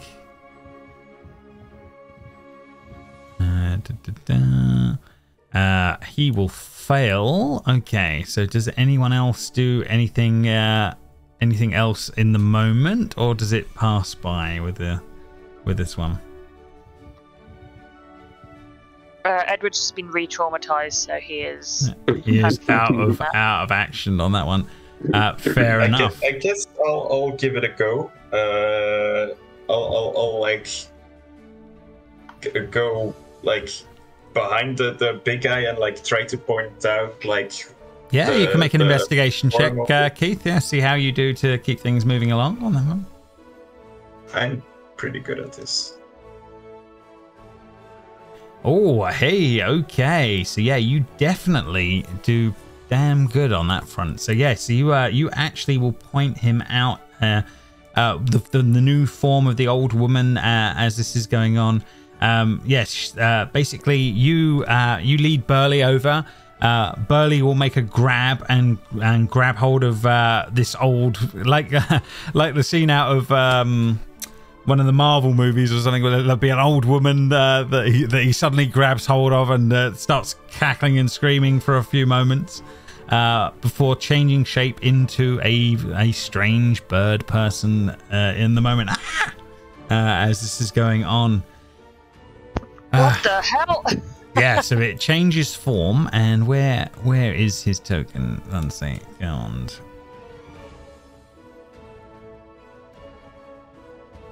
Here we go. I can drag this one out. So it changes form into this. So the old woman changes form into this in Burley's hand, and is like, "Oh, you're not going anywhere. I got you right now." And it's like being grabbed in the moment on that one. And it says in a very smooth voice, it sort of says, "I'm sorry. Let me go. I've not done anything. What are you doing?" It's sort of like very strange voice coming out of this creature as this is all going on. Grace rolls her sleeves up and gets right in the face of this bird person and just says, "Look, Whoa. Ursula, that voice isn't yours." All right, maybe I stole it. I'm sorry. All right, but I'm not. What can you do? You know, a man's got to make a living.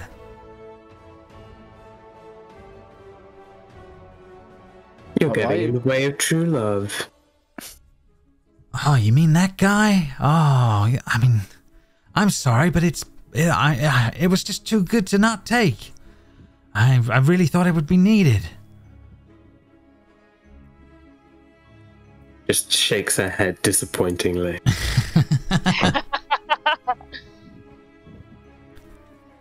It's just like, look, I know I've caused some trouble, but I'm sorry. I don't know what else to do, but I'll give the voice back, I guess. Oh, just as long as you guys are gonna let me go. And Burley's like, I'm not sure about that. I'll probably be taking you to Mr. Witch and Light. And it's like, no, please. I'll do anything. I'll help anyone out. Please don't let him take me away. Anything but that. And yeah, it's seeing if you guys will intervene on its behalf on that one. Anything you want, I'll do for you. Whilst this has been going on, Edward has pulled out his phone and has texted Grace's number, which is just under the word HR, and it says, "This is the handsome guy that showed you the cooler version of what this message is coming to you on. We have the bird. So come get your voice near the big top. Send." And several emojis. Ah, fair enough. No problem. Yeah, you send the message out as this is all going on. It says, "I'll give you anything you want, whatever, anything. What can I do? Just don't let him take me away, please.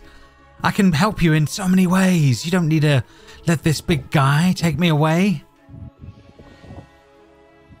I mean, not gonna lie, you've kind of done a lot of bad things since we've been here, so we don't really need to help you at all. I'm just saying. Yeah, you hassled a mermaid, and you've also made someone become a mime for the rest of their lives. And that's the cruelest punishment I can possibly think of for a human, for anybody. Oh man, don't let me take him. Those guys are crazy. They're not even supposed to own this damn place. What are you? Don't let him. No. And he's like really getting thing. As we do see like the mime start to wander up as this is going on, waving the phone towards Grace as this is all going on, and he sort of like gives wild eyes looking at the Kenko, and is like, oh god, now this guy is turning up.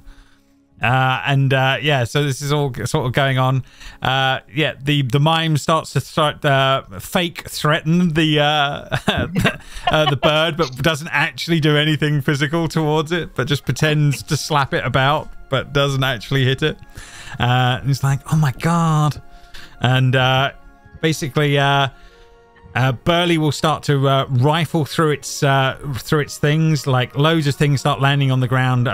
Pouches of coins, a couple of different phones, what looks to be like a knife, a dagger, loads of different things as he starts to pull different things out.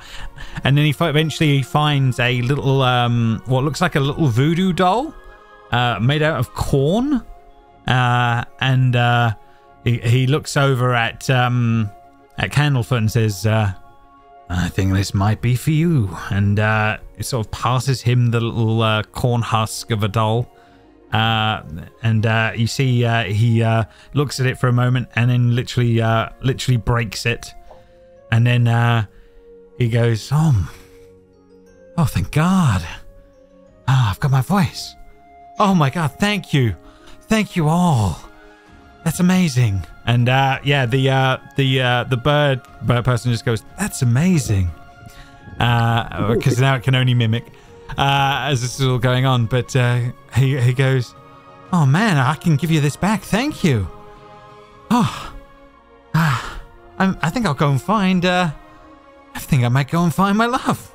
And he's sort of like, thanks again. And he's like smiling the biggest smile you've ever seen on the mime seems to drop the act in the moment as this is all going on. The bird person seems very down in the moment as all this is going on. But yeah, this seems to be passing. But Burley seems to be getting ready to take this person away, and he says, Kettlestream, sorry, the bird person says on the lines of, they'll get shut down. Shouldn't be here. Shouldn't be here. And then Burley's like, shut up, as he's sort of like starting to drag the bird person away from you guys as this is all going on. Is the bird person stuff still like scattered over the ground? Burley hasn't noticed in the moment. He's more trying to make sure that. So yes, there is a bunch of stuff on the floor at the moment. Yeah, a dagger, some sort of a pouch, and a few other bits and bobs. I will get you that little list. I'll like try to go for the dagger because weird shit's going on, and I have a feeling that like I might be safer if I have a knife. Fair enough, no problem. Unless anyone else is trying to intervene as this pile of little bits on the ground is being sort of pilfered over by Keith in the moment. Is anyone else interested, or would it have been? I don't take free things. No problem. If nobody's going for the coins, I'll have them. Yeah, there's some sort of coin pouch that you pick up. So Keith picks up that. The dagger then, and you seem to go for whatever the other pouch is, Alice, on that front of coin. What is with this place and just weapons everywhere? There's definitely a bit of that going on. I mean, yeah, I guess, but you've got a big sword. I mean, I know. He's like tucking it away. It's the most ridiculous thing I've ever. I just want to get home to just put it somewhere. Well, let's just go to Pixie Kingdom, and then it'll all be over. We'll be done, right? There's only 1 hour left. Let's go to Pixie Kingdom and wait for this all to go. Yeah, because nothing bad's gonna happen in Pixie Kingdom, right? No. Oh, it was like no we got involved in like an interactive event. I feel like, was that real? That person turned into a bird, and then none of this is real. It's all just holograms or whatever, like obviously cosplay, yeah, animatronics. It's all those sort of things. Just get it out of our heads. We just need to go to the last place and just wait it out.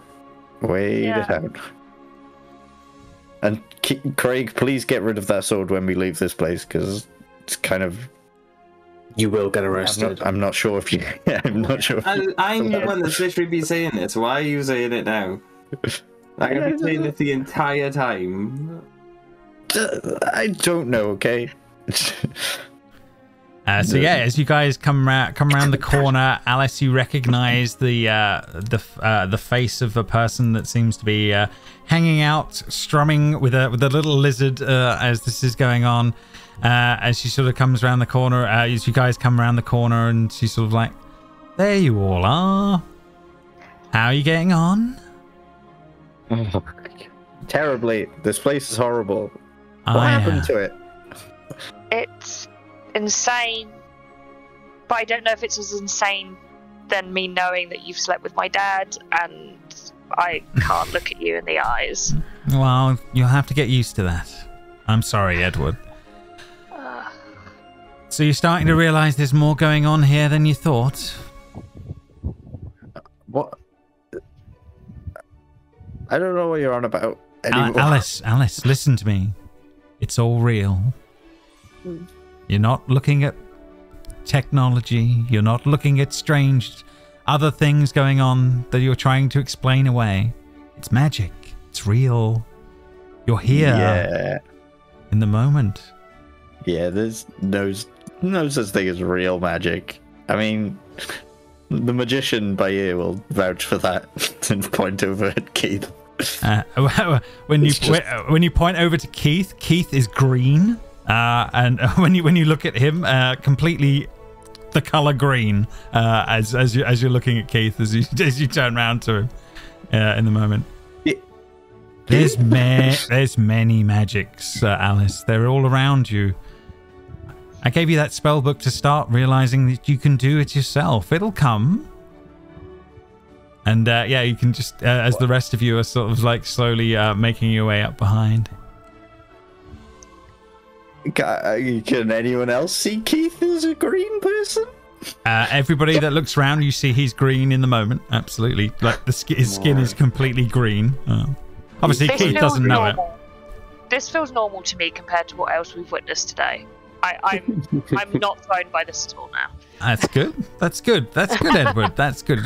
Much like your father, he accepted things quite well after a while as well. Please don't say that. Never say that to me. You're here for a reason. You've got to deal with what your father didn't back in the day. No, that's worse than all the magic stuff, please. Alice pokes Keith's skin to see if it's real. He's still there. He is definitely still there on that front. On that one, his skin turned. You see that she does some sort of a flourish, and the color change disappears from him. On that one, don't have to poke me. It's not necessary. Thank you. Oh, we know that. It's just amusing. Oh, what? Brody, what the hell have you given us? What is going on? Brody's not responsible for any of it. You're just here because you were supposed to be. You came here for a reason, and you're now starting to realize it, or at least you're seeing some of it. This place is going through some problems. It says this place is going through some problems, and I've foreseen that you will be part of the solution. Unfortunately, you don't have much choice in that matter. You're basically going to be going on an adventure. Oh, they committing you, man, didn't they? Yeah, I know. They weren't like this last time I came here. They're a bit committed this year. Well, you weren't ready then, Alice. Now's your time. Yeah. You've already seen some of the strange things already, Alice. People trying to come through mirrors. You know that there must be something going on. You've just not admitted it to yourself yet. We were in the Hall of Illusions, so it was all an illusion. Just all sleight of hand. We're gonna get into this pixie kingdom, then we're gonna leave in an hour. Okay. We can. Well, we'll see about that, but have a look in the Pixie Kingdom, see what you can fill. But I'm afraid you probably won't be leaving this place, not the way you came in anyway. But we'll talk about that a bit later on once you get where you need to get to. For now, keep your eyes open and see how things go. And she sort of literally sort of turns around in the moment and sort of just disappears, just literally in front of you. What the fuck, dude? Okay, this is getting too much. Grace, what is please, going on? can we go home? Grace, please, I'm begging you. I will give you a raise. Please, can we go home, Grace? I beg you. Oh, I get paid more than you do, don't worry. It's fine. We're just all really high thanks to Brody. None of this is real. This is all Brody's fault. Oh, Brody, yeah. What have you done, man? Yeah, He's not even here to defend himself. Yeah, God damn it, Brody. He's not here to defend himself in the moment. Dear, oh dear. He'll make up for it when he's back. But yeah, you guys, you're feeling like you're pretty, something's going on. What has he given you when you were on the coach that is causing all of this grief? Let's just go into this pixie place. Keith, you're back to normal, by the way. You are no longer green. I have no idea what happened to you. Are you ill? I do not know. Oh, God. Okay. Let's just move on. Yes. Oh, gosh. Okay. Probably just a light on him or something. Yeah, it's some sort of green light. Okay, so you're making your way into the Pixie Kingdom. A large set of oak trees shelter a miniaturized fairground at its heart. You see a hamster runs around the inside of a tiny Ferris wheel, encircled by minuscule miniature wagons and candy stalls. A very small, the epitome of the idea of a pixie, seems to be on the outside of a hollow tree at the entrance to this space, and you sort of everything in miniature, and it's sort of this little tiny pixie animatronic thing sort of introduces itself and says, "Hi there, Jeremy Plum. Nice to meet you.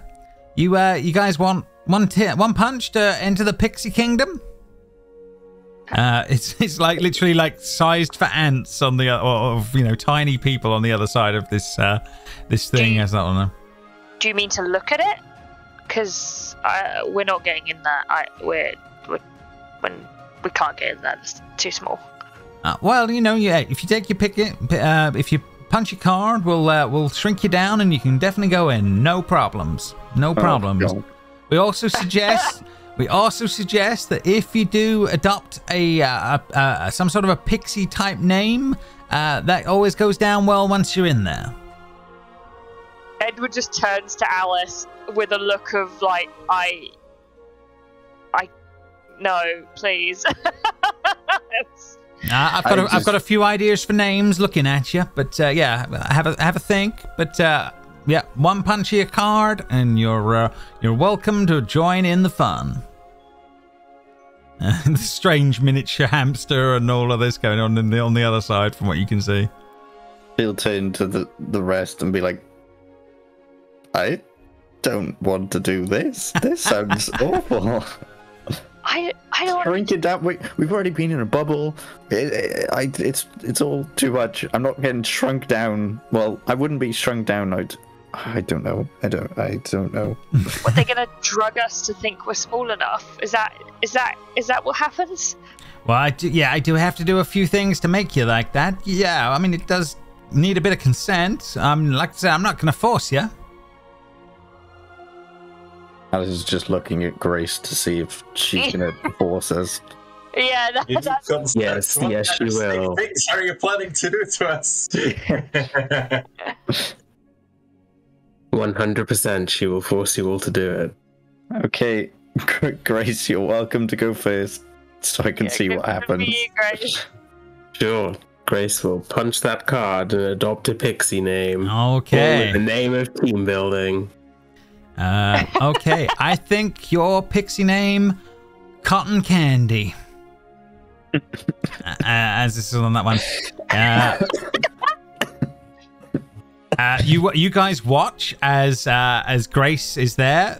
There is like some sort of sprinkling of dust, like golden dust across Grace, and then she does like shrink down in front of you guys to size to be even smaller than the pixie. Now this guy looks like a giant guy next to you, Grace, as you now shrunk down. You are now small enough to be literally walk through the tunnel into the space, but obviously it all looks normal size to you on the other side. Apart from there's a giant hamster in a wheel as you're looking in as this is all going on. But yeah, to everybody else, you've just watched Grace go and turn into an incredibly tiny version. What She can't force us now. Let's just leave.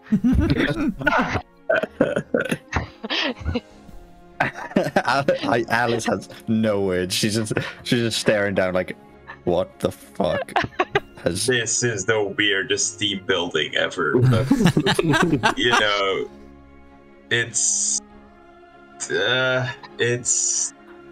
prescribed by corporate, I guess. So what the hell? That's enough to get Keith to go. I love it. He's just given up on fighting the craziness. Like he'll just go with it. Whatever. He's no a problem. follower. Yeah, shrink me down. Come on. Yeah. Let's go. I'm gonna give you the pixie name of Puddlemurd. And then, the dust is sprinkled, and we just watch. And yep, and you appear next to Grace as a tiny pixie. Grace hands you a new "Hello, my name is" sticker, and you see on hers it already says cotton candy. And I will say Puddlemurd, which is a terrible name. Okay. Anyone else on the list as this is going on? Alice and Edward, you seem to be closest. I'm assuming Craig is right next to us as well. Yeah, you're all technically all there. Yeah. Craig, what do you think? I think this is crazy. I mean, it's got to be some sort of trick, right? I want to have a look. Explain it, please. I don't know where the entrance is. Wait, Alice. Yeah, it's just about there. Yeah. I want to see what this is about. How does it work? Well, let's give you your name first. I think you are Jellybean Starfish, and then throws the pixie dust over Craig, and then suddenly there's Jellybean Starfish makes his way smaller into the pixie kingdom and appears next to the other two. So these tiny little miniature people you're looking down on, Edward and Alice. James, do you have these written down already, or are you making them up in your head? Oh no, yeah, there's a list. There's a list. Okay. Oh my god! Fine. There must be just some sort of trickery. It's just drugs. It's just drugs, Edward. You've probably done loads of them with Brody. Let's just go. God. Okay. Fine. So yeah, I would say Brody happens and gets the name Toadhop. We get Alice will ends up with Bright Might on that front.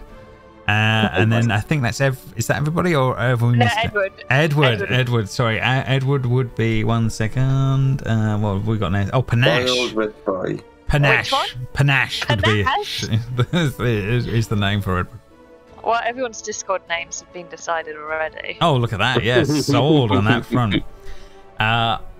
So the way this works for this last little bit here is that you basically the way the Pixie Kingdom is described is a tranquil oasis compared to the rest of the bustling carnival. The air is filled with the aroma of blackberry wine and flower blossoms.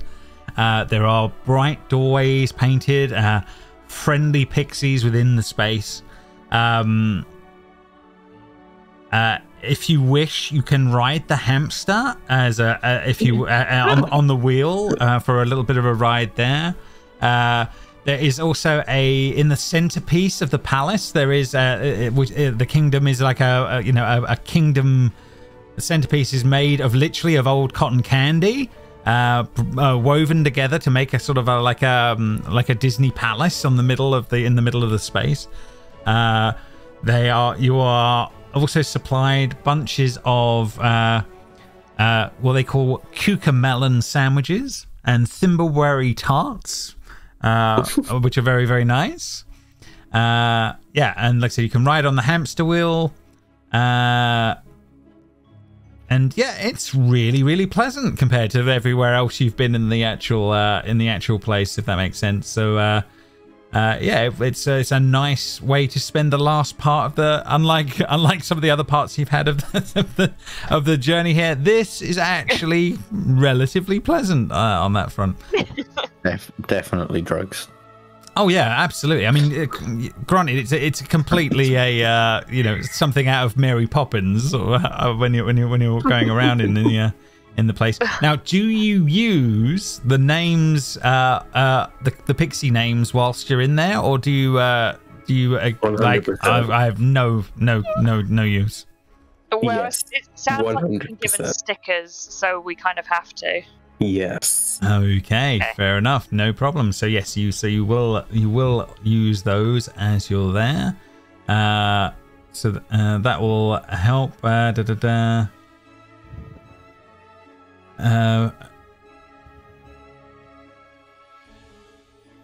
So yeah, no, that seems all good. I'm just making sure I haven't missed any key benefit on that one. But no, it just seems like you will just have a really good time on that part. The picnic area, sort of. Oh, Yeah. I mean, yeah, it is just like it's just like a really pleasant sort of we don't get traumatized when area within the thing. Yeah, it's just nice. Like like I said, there's a strange buildings built made out of like gingerbread and things like that made out looking like a windmill. The candy corn. It's just really nice. Is the best way to put it as you go. It's the pleasant part of the trip. On that one, so you do spend an hour and a half in the space on that one before you will make your way out for whatever the last part will be. But I don't want to run the last part till next week on that one. So I think we are going to call that the end point. And as this is going to be the rest point as well, this will be where you guys will become level 2 for next time. As we will get off of level 1. So well done. You've you're still here. And we've had some traumatizing, which makes sense. The Feywild is going to be weird and wonderful. But yeah, we are not done here yet. There's still one big event, but we're not. We've made our way through on that one so far. Did anyone think they were going in the mystery mine to go to the other go to another place? maybe. Yeah, I was kind of tempted. I was like, but no. I thought so, but I thought it might be It's too early. The crowning of the Witchlight Monarch situation. Like that's where it would sort of end. Fair enough. Well, you definitely are aware there is one big event left, which is going to be what that last one is. Whatever this means down here, this seems to be going quite well for you guys as well. So Yes. we shall smiley. We'll see what happens on that front next time as well. But yeah, well done.